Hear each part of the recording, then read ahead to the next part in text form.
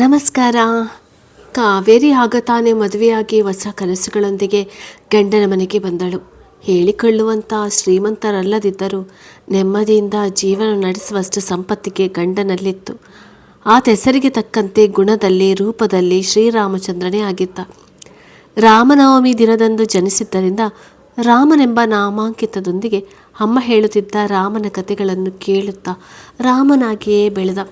ಕಾವೇರಿ ನೋಡಲು ರೂಪವತಿಯಲ್ಲದಿದ್ದರೂ ಸಹ ರಾಮನಿಗಿಂತ ಹೆಚ್ಚಾಗಿ ಓದಿದ್ದರಿಂದ ವಿದ್ಯೆಯೊಂದಿಗೆ ವಿನಯ ಬಾರದೆ ಅಹಂಕಾರ ಮೈಗೂಡಿತ್ತು.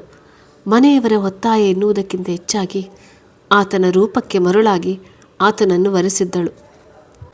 ಮನದಲ್ಲಿ ಈತ ವಿದ್ಯೆಯಲ್ಲಿ ತನಗಿಂತ ಕಡಿಮೆಯಾಗಿರುವುದರಿಂದ ಹಾಗೂ ಅಷ್ಟೊಂದು ಅನುಕೂಲತೆ ಇರದ ಕುಟುಂಬವಾದುದರಿಂದ ತನ್ನನ್ನು ಕೆಲಸಕ್ಕೆ ಕಳಿಸಬಹುದು, ತನ್ನಿಷ್ಟದಂತೆ ಬದುಕಬಹುದೆಂಬ ಆಕಾಂಕ್ಷೆಯೊಂದಿಗೆ ಗಂಡನ ಮನೆಗೆ ಬಂದಳು. ಇದ್ದುದರಲ್ಲಿಯೇ ಆನಂದ ಪಡುವವನು ರಾಮನಾದರೆ ಇನ್ನೂ ಬೇಕೆ ಎಂಬ ಗುಣವುಳ್ಳವಳು ಕಾವೇರಿ. ಕಾವೇರಿ ತಾನು ತಂದ ಹಣದಿಂದಲೇ ಮನೆ ನಡೆಯುತ್ತದೆಂಬ ಜಂಬದಿಂದ ತನಗೆ ಪತಿ ಯಾವುದೇ ರೀತಿಯಲ್ಲೂ ಸರಿಸಮಾನಲ್ಲ ಎಂಬ ಭಾವದಿಂದ ನಡೆದುಕೊಳ್ಳುತ್ತಿರುತ್ತಾಳೆ. ಆದರೆ ರಾಮ ತುಂಬ ಶಾಂತ ಸ್ವಭಾವಿ. ಹೆಂಡತಿ ತವರು ಮನೆ ಬಿಟ್ಟು ಗಂಡನ ಮನೆಗೆ ಬಂದಾಗ ಹೊಂದಿಕೊಳ್ಳಲು ಸಮಯ ಹಿಡಿಯುತ್ತದೆಂದು ತಿಳಿದು ಆಕೆ ಏನೇ ಅಂದರೂ ಸಹ ತಾನೇ ಅನುಸರಿಸಿಕೊಂಡು ಹೋಗುತ್ತಿದ್ದ. ಕಾವೇರಿಯು ಯಾವಾಗಲೂ ಈತ ತಾನೇಳಿದಂತೆ ಕೇಳಲು ಕಾರಣ, ಈತ ನನಗಿಂತ ಓದಿನಲ್ಲಿ ಸಮಾನನಲ್ಲ, ಅದರಿಂದ ತಾ ಹೇಳಿದಂತೆ ಕೇಳುತ್ತಾನೆ. ಏನೇ ವಿಷಯವಾಗಿ ಜಗಳವಾಡಿದರೂ ಸಹ ತಾನೇ ಮೊದಲು ಬಂದು ಕ್ಷಮೆಯಾಚಿಸ್ತಾನೆಂದು ತಿಳಿದಿರುತ್ತಾಳೆ. ಹೀಗೆ ಇಬ್ಬರ ಮಾಂಗಲ್ಯ ಬಂಧನದಿಂದ ಜೀವನವೇಗೋ ಸಾಗುತ್ತಿರುತ್ತದೆ. ಹೀಗೆ ದಿನೇ ದಿನೇ ಕಾವೇರಿಗೆ ಅಹಂಕಾರ ಹೆಚ್ಚುತ್ತಲೇ ಹೋಗುತ್ತದೆ. ಪ್ರತಿಷ್ಠಿತ ಕಂಪನಿಯೊಂದರಲ್ಲಿ ಕೆಲಸ ಮಾಡುವ ಕಾವೇರಿ ತನ್ನ ಪತಿ ಚಿಕ್ಕ ಅಂಗಡಿಯಲ್ಲಿ ಕೆಲಸ ಮಾಡುತ್ತಿದ್ದಾನೆಂದರೆ ಸಹೋದ್ಯೋಗಿಗಳೆದುರು ಹೇಳಿದರೆ ಮುಜುಗರವಾಗುತ್ತದೆಂದು ಆತನು ಸಹ ಬ್ಯಾಂಕ್ ಒಂದರಲ್ಲಿ ಕೆಲಸ ಮಾಡಿಕೊಂಡಿದ್ದಾನೆಂದು ಸುಳ್ಳೇಳಿರುತ್ತಾಳೆ. ಹಾಸಿಗೆ ಇದ್ದಷ್ಟೇ ಕಾಲು ಚಾಚುವ ಸ್ವಭಾವ ರಾಮನದಾಗಿದ್ದರೆ ಆಕಾಶಕ್ಕೆ ಏಣಿ ಹಾಕುವ ಸಾಮರ್ಥ್ಯ ನನಗಿದೆ ಎಂಬ ಹುಂಬತನ ಕಾವೇರಿಯದಾಗಿರುತ್ತದೆ. ಒಂದಷ್ಟು ಪ್ರೀತಿಯಿಂದ ಪತಿ ಮೇಲೆ ತೋರದೆ ದರ್ಪದಿಂದ ಮೆರೆಯುತ್ತಿರುತ್ತಾಳೆ. ಆತ ಮಾತ್ರ ಬಹಳ ಶಾಂತತೆಯಿಂದಲೇ ಇರುತ್ತಾನೆ. ರಾಮನೆಂದರೆ ಶ್ರೀರಾಮನಂತೆ ಬಹಳ ಸುಂದರ ಮೊಗದವ. ನಕ್ಕರೆ ಹುಡುಗೆರೆ ನಾಚಿ ನೀರಾಗಬೇಕು. ಹುಣ್ಣಿಮೆ ಚಂದ್ರನಂತೆ ಇರುತ್ತಾನೆ. ಕೇವಲ ಸೌಂದರ್ಯವಷ್ಟೇ ಅಲ್ಲ, ಗುಣದಲ್ಲೂ ಅಷ್ಟೇ. ಯಾರೇ ಮಾತನಾಡಿಸಿದರು ಎಷ್ಟು ಬೇಕೋ ಅಷ್ಟೇ ಮಾತು. ಯಾರಾದರೂ ಬೈದರೂ ಸಹ ತಿರುಗಿ ಬೈಯದಷ್ಟು ಶಾಂತ ಸ್ವಭಾವಿ. ಗಾಂಧೀಜಿಯ ತತ್ವದಂತೆ ಒಂದು ಕೆನ್ನೆಗೊಡೆದರೆ ಮಗದೊಂದು ಕೆನ್ನೆ ತೋರಿಸುವಂತಹ ಗುಣ ಆತನದೇ. ಇಷ್ಟೆಲ್ಲ ಒಳ್ಳೆ ಗುಣವಿರುವ ಪತಿ ಸಿಗಲು ತಪ್ಪನ್ನು ಮಾಡಬೇಕು. ಹಾಗಿರುವಾಗ ಕೇವಲ ತನ್ನಷ್ಟು ಓದಿಲ್ಲವೆಂಬ ಕುಲಕ್ಷ ಕಾರಣವೇ ಕಾವೇರಿಗೆ ಇವೆಲ್ಲ ಗುಣ ಕಾಣದಂತೆ ಕುರುಡನನ್ನಾಗಿ ಮಾಡಿಸಿಬಿಡುತ್ತದೆ. ತಿಂಗಳುಗಳಾಗುತ್ತಿದ್ದಂತೆ ಸಂಬಳ ಬಂದರೆ ಸಾಕು, ನಶೆ ಹೇರಿದ ಗಜದಂತೆ ಕುಣಿಯುತ್ತಿರುತ್ತಾಳೆ. ರಾಮ ಬಂದ ಸಂಬಳದಲ್ಲಿ ಮನೆ ಬಾಡಿಗೆ ಕಟ್ಟೋದು, ದಿನಸಿ ಸಾಮಾನುಗಳನ್ನು ತಂದರೆ ಕಾವೇರಿ ಹೊಸ ಹೊಸ ಬಟ್ಟೆ, ಒಂದಷ್ಟು ಬಂಗಾರಗಳನ್ನು ಮಾಡಿಸಿಕೊಳ್ಳುವಲ್ಲಿ ನಿರತಳಾಗಿರುತ್ತಾಳೆ. ರಾಮ ಏನಾದರೂ ಮಾತನಾಡಿಸಲೇ ಹೋದರೆ ಮೊಬೈಲ್ ಹಿಡಿದುಕೊಂಡು ಅದರಲ್ಲಿ ನಿರತಳಾಗಿ ಪತಿ ಮಾತಿಗೆ ಬೇಜವಾಬ್ದಾರಿಯ ಮಾತುಗಳನ್ನು ಹೇಳುತ್ತಿರುತ್ತಾಳೆ. ಆತ ಪ್ರೀತಿಯಿಂದ ಹತ್ತಿರ ಹೋದರೂ ಸಹ ಚೇಳು ಕಚ್ಚಿದಂತೆ ದೂರ ಸರಿಯುತ್ತಿರುತ್ತಾಳೆ. ಆಕೆಗೆ ಮನ ಸರಿಯಿಲ್ಲವೆಂದು ತಾನಾಯಿತು ತನ್ನ ಪಾಡಾಯಿತು ಎಂಬ ಮನೆಗೆ ಬಂದರೂ ಸಹ ಆಕೆಯನ್ನು ತಾನಾಗಿಯೇ ಮಾತನಾಡಿಸುವುದನ್ನು ಕಡಿಮೆ ಮಾಡಿದ್ದ. ಆಕೆಗೆ ಸರಿ ಹೋಗುವವರೆಗೂ ತಾನು ಆಕೆಗೆ ತೊಂದರೆ ಕೊಡಬಾರದೆಂದು ತೀರ್ಮಾನಿಸಿದ. ಕಾವೇರಿಗೆ ದಿನೇ ದಿನೇ ಅಹಂಕಾರ ಹೆಚ್ಚುತ್ತಲೇ ಹೋಯಿತೇ ಹೊರತು ಕಡಿಮೆಯಾಗಲಿಲ್ಲ. ನಾ ಹೇಳಿದಂತೆ ಕೇಳುವ ಗಂಡನೆಂದು ಆತನಿಗೆ ಒಂದಷ್ಟು ಮರ್ಯಾದೆಯನ್ನು ಕೊಡದೆ ನಡೆದುಕೊಳ್ಳುತ್ತಿದ್ದಳು. ಅದೊಂದು ದಿನ ಕಾವೇರಿಯ ಸ್ನೇಹಿತೆಯೊಬ್ಬಳು ಅಂಗಡಿಗೆ ಬಟ್ಟೆ ಕೊಳ್ಳಲೆಂದು ಹೋದಾಗ ಆ ಅಂಗಡಿಯಲ್ಲಿ ರಾಮನನ್ನು ನೋಡಿ, ನೀವು ಕಾವೇರಿಯ ಗಂಡ ರಾಮ ಅಲ್ವೇ ಎಂದು ಕೇಳಿದಾಗ ರಾಮ, ಹೌದು ಮೇಡಮ್, ನೀವ್ಯಾರು ಎನ್ನಲು ಕಾವೇರಿ ಕೇಳತಿ ನಾನು ಎಂದಾಗ ರಾಮನಿಗೆ ಖುಷಿಯಾಗಿ, ಏನು ಬೇಕು ಹೇಳಿ, ನಮ್ಮ ಅಂಗಡಿಯಲ್ಲಿ ಹೊಸದಾಗಿ ಸೀರೆ ಬಂದಿವೆ, ನೋಡ್ತೀರಾ ಎಂದು ಲಘುಬಗೆಯಿಂದ ಸೀರೆಗಳನ್ನು ತೋರಿಸಿದ. ಕೊನೆಯಲ್ಲಿ ಅಂಗಡಿ ಯಜಮಾನ ಬಳಿ ಹೋಗಿ ಇವರು ನಮ್ಮ ಕಡೆಯವರೆಂದು ಹೇಳಿ ಬಟ್ಟೆಗೆ ಒಂದಷ್ಟು ಡಿಸ್ಕೌಂಟ್ಗಳನ್ನು ಮಾಡಿಸಿದ. ಆ ಗೆಳತಿ ಆತನಿಗೆ ವಂದನೆಗಳನ್ನು ಅರ್ಪಿಸಿ ಮನೆಗೋದಳು. ಮಾರನೆಯ ದಿನ ಆಫೀಸ್ನಲ್ಲಿ ಕಾವೇರಿಗೆ ಈ ವಿಷಯವನ್ನು ತಿಳಿಸಿದಳು. ಕಾವೇರಿಯು ತನ್ನ ಕಂಡ ಬ್ಯಾಂಕ್ ಒಂದರಲ್ಲಿ ಕೆಲಸ ಮಾಡಿಕೊಂಡಿದ್ದಾನೆಂದು ಸುಳ್ಳು ಹೇಳಿದ್ದರಿಂದ ಅವಳ ಗೆಳತಿ ಎದುರು ಬಹಳ ಮುಜುಗರಗೊಳಗಾದಳು. ಮನೆಗೆ ಬಂದು ಗಂಡನಿಗೆ ಒಂದೇ ಸಮನೆ ಬೈಯುತ್ತಾಳೆ. ಆದರೂ ಶಾಂತವಾಗಿಯೇ ಇರುತ್ತಾನೆ ರಾಮ. ಕೊನೆಗೆ ರಾತ್ರಿ ಹೊರಹೋದವಳು ಅಲ್ಲೇ ಊಟ ಮಾಡಿಕೊಂಡು ಬರುತ್ತಾಳೆ. ರಾಮನಿಗೆ ಆ ದಿವಸ ಉಪವಾಸ, ನೀರು ಕುಡಿದುಕೊಂಡು ಮಲಗುತ್ತಾನೆ. ಹೀಗೆ ದಿನ ಕಳೆಯುತ್ತದೆ. ತಾನಾಯಿತು, ತನ್ನ ಕೆಲಸವಾಯಿತೆಂದು ಆಫೀಸ್ನಲ್ಲಿದ್ದ ಕಾವೇರಿಗೆ ಪ್ರೇಮ್ ಎಂಬವನ ಪರಿಚಯವಾಗುತ್ತದೆ. ನಿಧಾನವಾಗಿ ಪರಿಚಯ ಸ್ನೇಹವಾಗುತ್ತದೆ. ಮೊಬೈಲ್ನಲ್ಲಿ ನಿತ್ಯ GN ಸಂದೇಶಗಳನ್ನು ರವಾನೆಯಾಗಲು ಶುರುವಾಗುತ್ತದೆ. ಆತನ ಮಾತು, ಆತನ ನಡತೆ, ಯೌವನದ ಹುಚ್ಚು, ನಶೆಯಲ್ಲಿ ಏಕಾಂಗಿ ತನದಲ್ಲಿ ಆತ ಕಾವೇರಿಗೆ ಅಲ್ಪಕಾಲದಲ್ಲಿ ಆತ್ಮೀಯನಾಗಿ ಬಿಡುತ್ತಾನೆ. ರಾಮನನ್ನು ಮದುವೆಯಾಗಿ ತಪ್ಪು ಮಾಡಿಬಿಟ್ಟೆ ಎಂಬ ಭಾವ ದಿನೇ ದಿನೇ ಹೆಚ್ಚುತ್ತಲೇ ಹೋಗುತ್ತದೆ. ರಾಮನ ನಿಜವಾದ ಪ್ರೀತಿ ಆಕೆಗೆ ಕಾಣದಾಗುತ್ತದೆ. ಆಕೆ ಮನೆಗೆ ಬಂದು ಅಡುಗೆ ಮಾಡಿ ಮೊಬೈಲ್ನಲ್ಲಿ ಬ್ಯುಸಿಯಾದರೆ ರಾಮ ಬಂದು TV ನೋಡೋದ್ರಲ್ಲಿ ನಿರತನಾಗುತ್ತಿದ್ದ.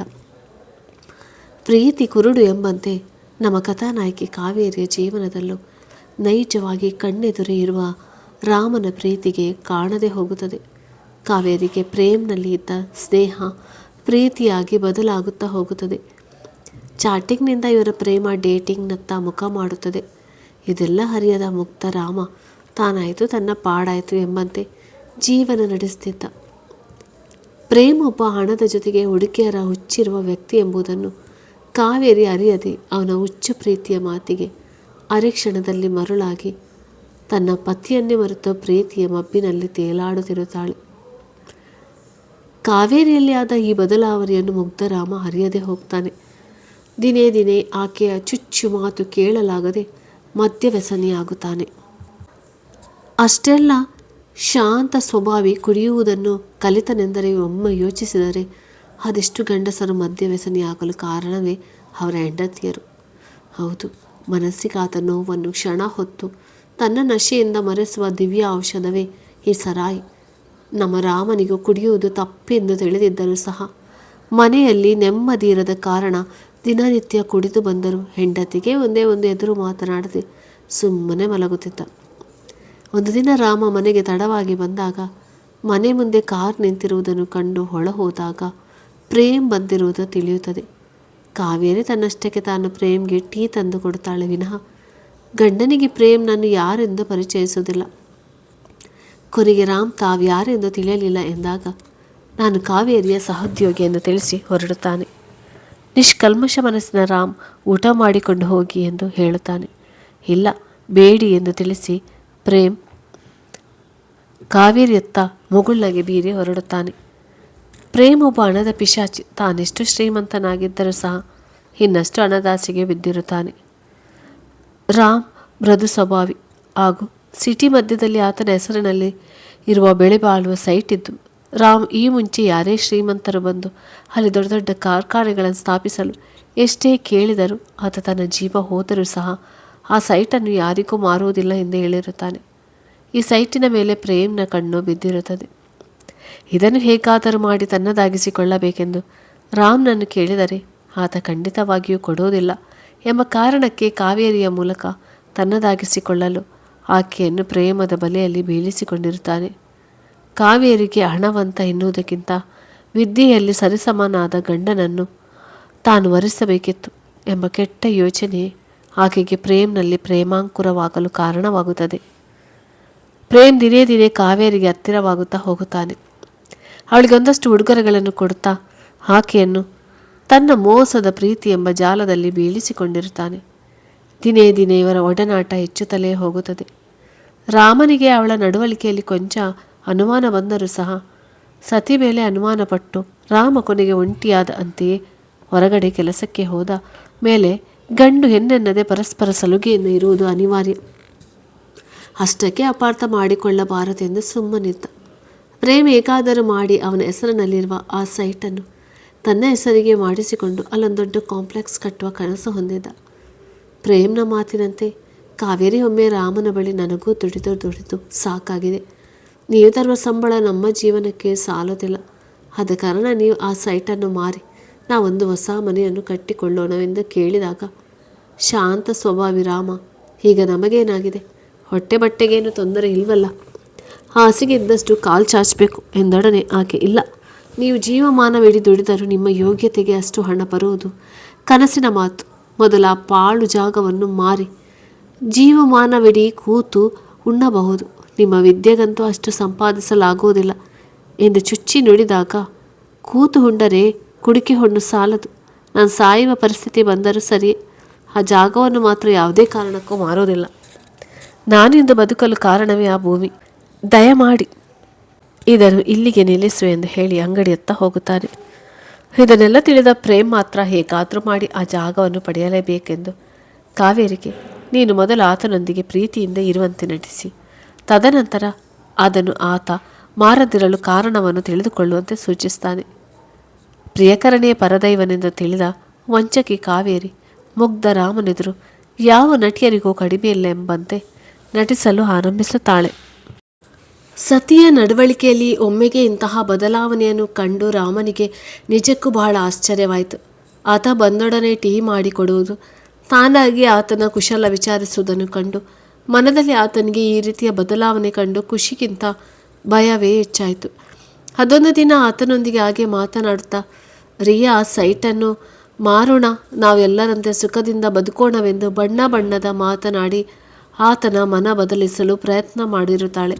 ಆಕೆಯ ಮಾತುಗಳನ್ನು ಕೇಳುತ್ತಿದ್ದಂತೆ ರಾಮನಿಗೆ ಮೈಯಲ್ಲಿ ಚೇಳು ಬಿಟ್ಟಂತೆ ಭಾಸವಾಯಿತು. ಮಾತು ಮಾತಿಗೂ ಹಾಳು ಜಾಗ, ಬರಡು ಭೂಮಿ ಮಾರೋಣವೆನ್ನುತ್ತಿದ್ದ ಕಾವೇರಿಗೆ ಎಷ್ಟು ಹೇಳಿದರು ಆತನ ಮಾತನ್ನು ಕೇಳದಿದ್ದಾಗ ಹಾಳಾದ ಭೂಮಿ ಎಂದೊಡನೆ ಆತನಿಗೆ ಎಲ್ಲಿಲ್ಲದ ಕೋಪ ಬಂದು ಕಾವೇರಿಯ ಕೆನ್ನೆಗೆ ಹೊಡೆದು ಬಿಡುತ್ತಾನೆ. ತನ್ನ ಗಂಡ ಹೊಡೆದ ಎನ್ನುವುದಕ್ಕಿಂತ ಒಬ್ಬ ಅವಿದ್ಯಾವಂತ ನನಗೆ ಹೊಡೆದನಲ್ಲವೆಂದು ಒಮ್ಮೆಲೆ ಆತನ ಮೇಲೆ ಕೋಪ ಬಂದು, ನಾನು ಬೇಕೋ ಅಥವಾ ಆ ಪಾಳು ಬಿದ್ದ ಜಾಗ ಬೇಕೋ ಎಂದಾಗ, ಆ ಜಾಗಕ್ಕೆ ಇನ್ನೊಮ್ಮೆ ಪಾಳು ಬಿದ್ದ ಜಾಗ ಎಂದರೆ ಪರಿಸ್ಥಿತಿ ಸರಿ ಇರುವುದಿಲ್ಲ, ನನ್ನ ಪ್ರಾಣ ಬೇಕಾದರೂ ಕೊಟ್ಟೇನೆ ಹೊರತು ಆ ಜಾಗ ಮಾತ್ರ ಮಾರುವುದಿಲ್ಲ ಎನ್ನಲು ನೀವು ಸತ್ತರೆ ಬೆಡಿಗಾಸು ಬರುವುದಿಲ್ಲ. ನಮ್ಮ ಸುಖಕ್ಕಾಗಿ ನಾನು ಕೇಳಿದೆ, ಆದರೆ ನೀವು ಸ್ವಾರ್ಥಿ ಎನ್ನುತ್ತಾ ಒಳ ನಡೆದಳು.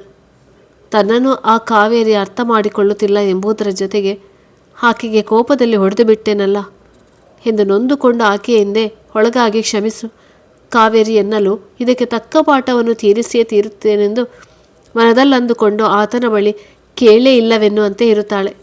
ತನ್ನ ನಂಬಿ ಬಂದ ಜೀವಕ್ಕೆ ಹಾಳಾದ ಕೋಪದಿಂದ ಹೊಡೆದೆನಲ್ಲ, ಆಕೆಯನ್ನು ಅವಳ ತಂದೆ ತಾಯಿ ಎಷ್ಟು ಸಂತೋಷದಿಂದ ನೋಡಿಕೊಂಡಿರುತ್ತಾರೆ. ನಾನು ತಪ್ಪು ಮಾಡಿಬಿಟ್ಟೆನಲ್ಲ. ರಾತ್ರಿಡೀ ನಿದ್ರೆ ಮಾಡದೆ ಕೊರಗುತ್ತಾನೆ. ಮುಂಜಾನೆ ಆಕೆಯ ಬಳಿ ಸಾರಿ, ಬೇಕಾದರೆ ನನಗೆರಡು ಏಟು ಹೊಡೆದು ಬಿಡು ಎಂದು ಕೇಳುತ್ತಾನೆ. ಇಂಥ ಪತಿ ಯಾರಿಗೆ ತಾನೇ ಸಿಗಲು ಸಾಧ್ಯ? ಸಿಕ್ಕನಾದರೂ ಅದೆಷ್ಟು ಜನ್ಮದ ಪುಣ್ಯ. ಈ ರೀತಿಯ ಪುರುಷರು ಸಮಾಜದಲ್ಲಿ ಇಲ್ಲ ಎಂದಲ್ಲ, ಇದ್ದರೂ ಸಹ ಅವರ ಒಳ್ಳೆ ಗುಣವನ್ನು ದುರುಪಯೋಗಪಡಿಸಿಕೊಂಡು ಅವರನ್ನೇ ಬದಲಾಯಿಸುವ ಹೆಂಡತಿಯರು ನಮ್ಮ ಮುಂದೆ ನೈಜ ಸಾಕ್ಷಿಯಂತೆ ಇದ್ದಾರೆ. ಇಲ್ಲೂ ಅಷ್ಟೇ. ಕಾವೇರಿ ಸೊಕ್ಕಿನಿಂದ, ನಿನಗೆಷ್ಟು ಧೈರ್ಯವಿದ್ದರೆ ನನಗೆ ಹೊಡೆಯುತ್ತೀಯ ಎಂದು ಏಕವಚನದಲ್ಲಿ ಮಾತಾಡಿ, ನೀನು ನಾಳೆ ಸೈಟ್ ಮಾರುತ್ತೀಯ ಅಷ್ಟೇ, ಇನ್ನೇನು ಹೇಳಬೇಡ ಎಂದು ನುಡಿದು ಆಫೀಸ್ಗೆ ಹೋಗುತ್ತಾಳೆ. ಅಲ್ಲಿ ಪ್ರೇಮ್ನೊಂದಿಗೆ ನಡೆದಿದ್ದೆಲ್ಲ ಹೇಳುತ್ತಾಳೆ.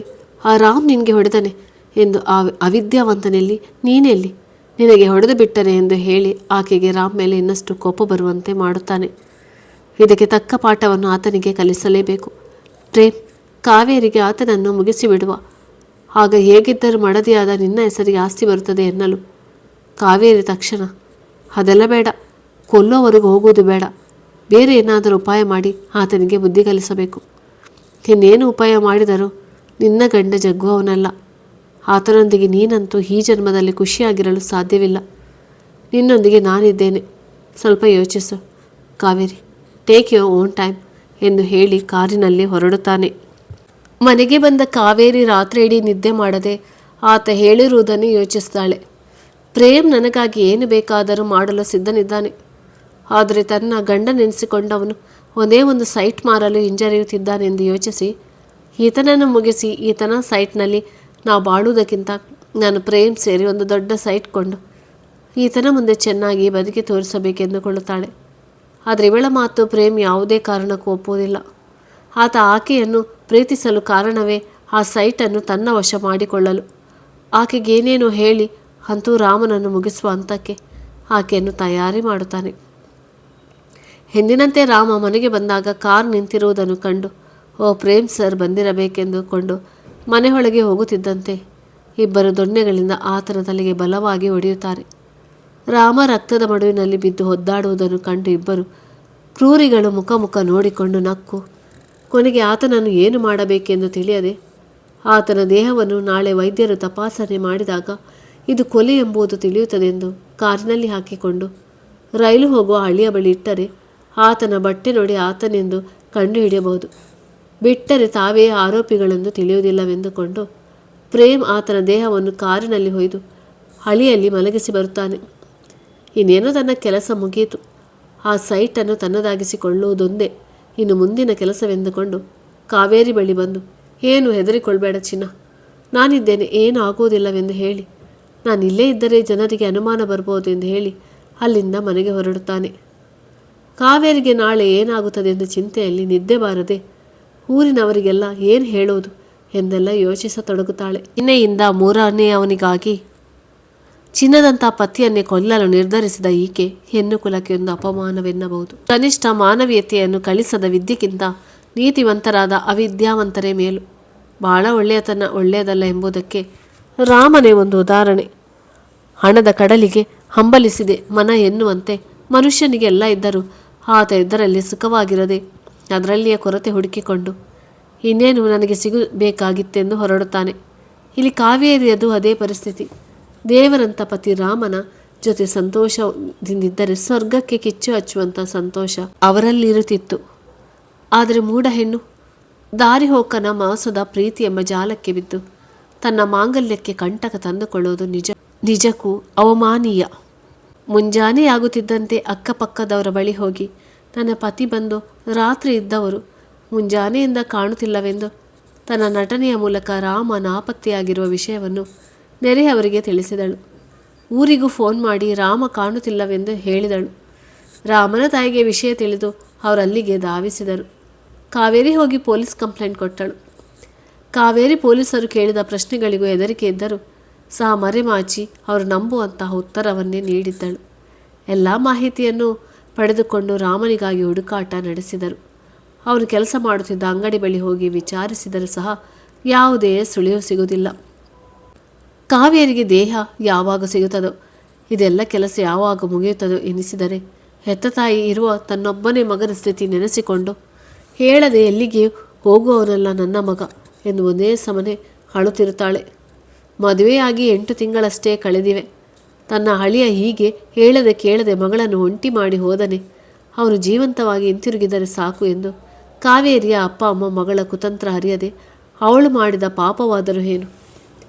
ಆತ ಏನೇ ಸಮಸ್ಯೆಗಳಿದ್ದರೂ ನಮ್ಮ ಬಳಿ ಹೇಳಿಕೊಳ್ಳುವುದನ್ನು ಬಿಟ್ಟು ಹೀಗೆ ಹೇಡಿಯಂತೆ ಹೋಗುವುದೇ ಎಂದು ಅವರು ಚಿಂತಾಕ್ರಾಂತರಾಗಿರುತ್ತಾರೆ.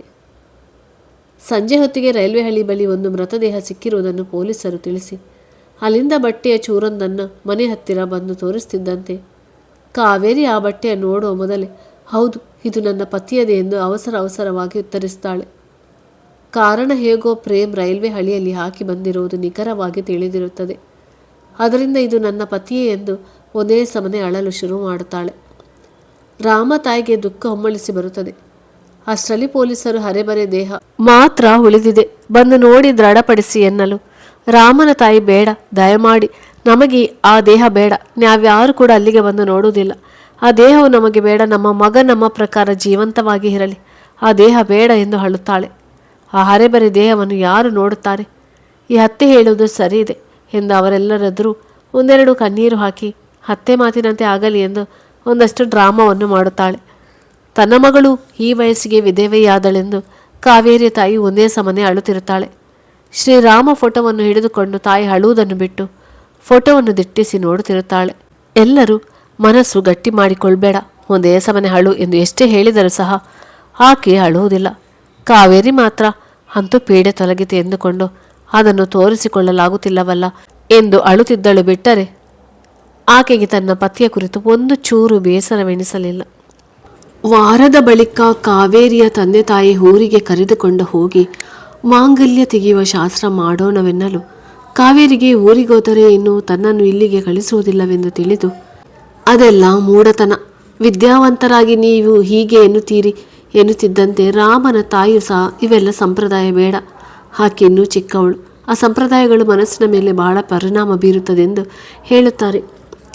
ಸರಿ, ನೀವು ಹೇಳಿದಂತೆ ಆಗಲಿ ಎಂದು ಊರಿಗೆ ಹೋಗೋಣ, ಬಟ್ಟೆಗಳನ್ನೆಲ್ಲ ತುಂಬಿಕೋ ಎಂದು ಮಗಳ ಕುರಿತು ಹೇಳಲು ತಕ್ಷಣ ಕಾವೇರಿ ಅವರ ಮಾತಿಗೆ ಇಲ್ಲ, ನಾನು ಊರಿಗೆ ಬರುವುದಿಲ್ಲವೆಂದು ಇಲ್ಲೇ ಆಫೀಸ್ನಲ್ಲಿ ಕೆಲಸ ಮಾಡುತ್ತೇನೆ ಎನ್ನಲು ಅವರ ತಂದೆಗೂ ಮಗಳು ಮನೆಗೆ ಬಂದರೆ ಆಕೆಗೆ ಅದೇ ಚಿಂತೆ ಕಾಡಬಹುದು. ಇಲ್ಲೇ ಕೆಲಸ ಮಾಡಿಕೊಂಡಿರಲಿ, 4 ಜನಗಳ ಜೊತೆ ಬೆರೆತರೆ ಚಿಂತೆ ದೂರವಾಗುತ್ತದೆ ಎಂದು ತಿಳಿದು ವಾರದ ಬಳಿಕ ಊರಿಗೆ ಹೊರಡುತ್ತಾರೆ. ಇತ್ತ ರಾಮನ ತಾಯಿಯು 1-2 ದಿನವಿದ್ದು ಅವರು ಸಹ ಊರಿಗೆ ಹೋಗುತ್ತಾರೆ. ಅವರೆಲ್ಲ ಹೋದ ನಂತರ ಪ್ರೇಮ್ಗೆ ಕರೆ ಮಾಡಿದರೆ ಸ್ವಿಚ್ ಆಫ್ ಎಂದೇ ಬರುತ್ತಿರುತ್ತದೆ. ಆಫೀಸ್ಗೆ ಹೋದರೆ ಆತ ಆಫೀಸ್ಗೂ ಬರದೆ 15 ದಿನಗಳಾಗಿರುತ್ತದೆ. ಅವನೊಮ್ಮೆ ದುಬೈಗೆ ಹೋಗಿ ಹಣ ಮಾಡಿಕೊಂಡು ಬಂದು ಸೈಟ್ನಲ್ಲಿ ಮನೆ ಕಟ್ಟಿ ಮದುವೆ ಆಗುತ್ತಾನೆಂದು ಹೇಳಿರುವುದು ಆಕೆಗೆ ನೆನಪಿಗೆ ಬರುತ್ತದೆ. ಹೌದು, ದುಬೈ ಹೋಗುವುದಾದರೆ ತನಗೊಂದು ಮಾತು ಹೇಳಿ ಹೋಗುತ್ತಿದ್ದ. ಬಹುಶಃ ರಾಮ್ನನ್ನು ಕೊಂದಿರುವುದಕ್ಕೆ ಅನುಮಾನ ಬರಬಾರದೆಂದು ಕೆಲವು ದಿನಗಳು ತಲೆಮರೆಸಿಕೊಂಡಿರಬಹುದು. ಆದಷ್ಟು ಬೇಗ ಬಂದರೆ ಸಾಕೆಂದು ಆತನಿಗಾಗಿ ಕಾಯುತ್ತಿರುತ್ತಾಳೆ. ಆ ಮನೆಯಲ್ಲಿ ಒಬ್ಬಳೇ ಇರಲು ರಾತ್ರಿ ಭಯವಾಗತೊಡಗುತ್ತದೆ. ರಾಮನನ್ನು ಕೊಂದ ಪಾಪ ಪ್ರಜ್ಞೆ ದಿನೇ ದಿನೇ ಹೆಚ್ಚಾಗುತ್ತದೆ. ಒಂದು ರಾತ್ರಿ ಅಂತೂ ರಾಮ ಆಕೆಯನ್ನು ಕೊಲ್ಲಲು ಬಂದಂತೆ ಭಾಸವಾಗುತ್ತದೆ. ಆದರೂ ಇದೆಲ್ಲ ಭ್ರಮೆ ಎಂಬುದು ತಿಳಿದು ಆ ಮನೆಯನ್ನು ಬಿಟ್ಟು ಬೇರೆ ಮನೆ ಮಾಡಿದರೆ ಪ್ರೇಮ್ಗೆ ತಿಳಿಯುವುದಿಲ್ಲವೆಂದು ಅಲ್ಲೇ ಪ್ರೇಮ್ಗಾಗಿ ಕಾಯುತ್ತಾ ಪ್ರೇಮ್ ಆಫೀಸ್ನಲ್ಲಿ ಕೊಟ್ಟ ಅಡ್ರೆಸ್ ಪಡೆದು ಅಲ್ಲಿಗೆ ಹೋದರೆ ಅಲ್ಲಿ ಯಾರೂ ಇರುವುದಿಲ್ಲ. ಆತನ ಕಾಯುವಿಕೆಯಲ್ಲಿ 3 ತಿಂಗಳು ಕಳೆಯುತ್ತದೆ. ಪ್ರೇಮ್ ಸ್ನೇಹಿತನೊಬ್ಬ ಕಾವೇರಿಗೆ ಸಿಕ್ಕಾಗ ಆತ ಕೊಟ್ಟ ಆತನ ಅಡ್ರೆಸ್ ಹುಡುಕಿ ಅಲ್ಲಿಗೆ ಹೊರಡುತ್ತಾಳೆ. ಮನೆಯ ಬಳಿ ಪುಟ್ಟ ಬಾಲಕಿ ನಿಂತಿರಲು ಇದು ಪ್ರೇಮ್ ಮನೆ ಎಂದು ಕೇಳಲು ಪಪ್ಪ ಮನೆಯಲ್ಲಿಲ್ಲ, ಅಮ್ಮ ಇದ್ದಾರೆ, ಹಿರಿ ಕರೆಯುತ್ತೇನೆಂದು ಹೊಳ ಹೋಗುತ್ತಿದ್ದಂತೆ ಕಾವೇರಿಗೆ ಒಮ್ಮೆಲೆ ಶಾಕ್ ಆಗುತ್ತದೆ. ಪ್ರೇಮ್ ತನ್ನದಿನ್ನೂ ಮದುವೆ ಆಗಿಲ್ಲವೆಂದು ಸುಳ್ಳು ಹೇಳಿದಾನೆ ಎಂದು ಯೋಚಿಸಿದ್ದಂತೆ ಒಳಗಡೆಯಿಂದ ಬಂದ ಪ್ರೇಮ್ನ ಮಡದಿ ಯಾರೆಂದು ಕೇಳಲು ನಾನು ಪ್ರೇಮ್ ಆಫೀಸ್ನ ಸಹೋದ್ಯೋಗಿ, ಪ್ರೇಮ್ 3 ತಿಂಗಳಿಂದ ಆಫೀಸ್ನ ಕಡೆ ಬಂದೇ ಇಲ್ವಲ್ಲ, ವಿಚಾರಿಸೋಣವೆಂದು ಬಂದೆ ಎನ್ನಲು ಪ್ರೇಮ್ನ ಸತಿ ಹೌದು ಮೇಡಮ್, ಮನೆಗೂ 3 ತಿಂಗಳಿಂದ ಬಂದಿಲ್ಲ. ಅವರು ಹಾಗೆ ದುಡ್ಡಿನ ಪಿಶಾಚಿ. ದುಡ್ಡಿಗಾಗಿ ಇನ್ಯಾವ ಹೆಣ್ಣನ್ನು ನೋಡಲೋದನು ನೀಚ. ದುಡ್ಡಿಗಾಗಿ ತನ್ನ ತಂದೆ ತಾಯಿಯರನ್ನು ಮರಳು ಮಾಡಿ ವಿದ್ಯಾವಂತನೆಂದು ಈತನಿಗೆ ಕೊಟ್ಟು ಮದುವೆ ಮಾಡಿದರು. ಈತನನ್ನು ಮದುವೆ ಆಗುವುದಕ್ಕಿಂತ ಒಬ್ಬ ಅವಿದ್ಯಾವಂತನನ್ನು ಬುದ್ಧಿಮಾಂದ್ಯನನ್ನು ಮದುವೆಯಾಗಿದ್ದರೆ ಎಷ್ಟೋ ಚೆನ್ನಾಗಿರ್ತಿದ್ದೆ. ಬಣ್ಣದ ಮಾತನಾಡಿ ಕೈಗೊಂದು ಮಗು ಕೊಟ್ಟು ನಮ್ಮ ತಂದೆಯ ಬಳಿ ಇರುವ ಹಣವನ್ನೆಲ್ಲ ನುಂಗಿ ಅದು ಸಾಕಾಗದೆ ಬೀದಿ ನಾಯಿಯಂತೆ ಹೆಣ್ಣು ಹೊಣ್ಣಿಗಾಗಿ ತಿರುಗುತ್ತಿದ್ದಾನೆ. ಹಣಕ್ಕಾಗಿ ಹೀಗೆ ಎಷ್ಟೋ ಸಲ ಹೋಗಿ 9 ತಿಂಗಳ ಬಳಿಕ ಬಂದದೂ ಇದೆ. ಆತ ಕೊಡುವ ಹಿಂಸೆ ಸಹಿಸಲಾರದೆ ಪೊಲೀಸ್ ಕಂಪ್ಲೇಂಟ್ ಕೊಟ್ಟು ಒಳ ಹಾಕಿಸಿದರು. ಬುದ್ಧಿ ಬಂದಿಲ್ಲ, ಪರಮ ನೀಚ, ವಾಪಸ್ ಬರದಿದ್ದರೆ ಸಾಕು ಎಂದು ಕಣ್ಣೀರು ಹಾಕುವುದನ್ನು ಕಂಡು ಕಾವೇರಿಗೆ ಒಮ್ಮೆಲೆ ಸಿಡಿದು ಬಡಿದಂತಾಗುತ್ತದೆ. ಏನು ಹೇಳಬೇಕೋ ತೋಚದೆ ಅಲ್ಲಿಂದ ಮನೆಗೆ ಬಂದವಳೆ ಒಂದೇ ಸಮನೆ ತನ್ನ ತಪ್ಪಿನ ಕುರಿತು ಅಳತೊಡಗುತ್ತಾಳೆ. ಯಾರೋ ಒಬ್ಬ ಮೂರನೆಯವನ ಪ್ರೀತಿ ಎಂಬ ಜಾಲಕ್ಕೆ ಬಿದ್ದು ಗಂಡನನ್ನೇ ಕೊಂದ ಪರಮ ಪಾಪಿ ನಾನು ಎಂದು ರಾಮ್ನ ಫೋಟೋ ಮುಂದೆ ಒಂದೇ ಸಮನೆ ಅಳುತ್ತಾಳೆ.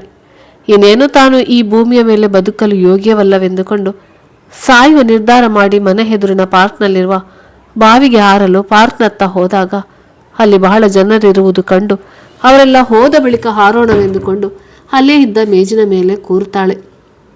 ರಾಮ್ನ ಜೊತೆಗಿನ ನೆನಪು ಹಾಗೂ ಆತನನ್ನು ಕೊಂದಿರುವುದನ್ನೆನೆದು ತಾಳಿಯನ್ನು ಕಣ್ಣಿಗೆ ಒತ್ತಿಕೊಂಡು ಕಣ್ಣೀರನ್ನು ಸುರಿಸುತ್ತಾ ಬಾವಿಯತ್ತ ನೋಡುತ್ತಿರುತ್ತಾಳೆ.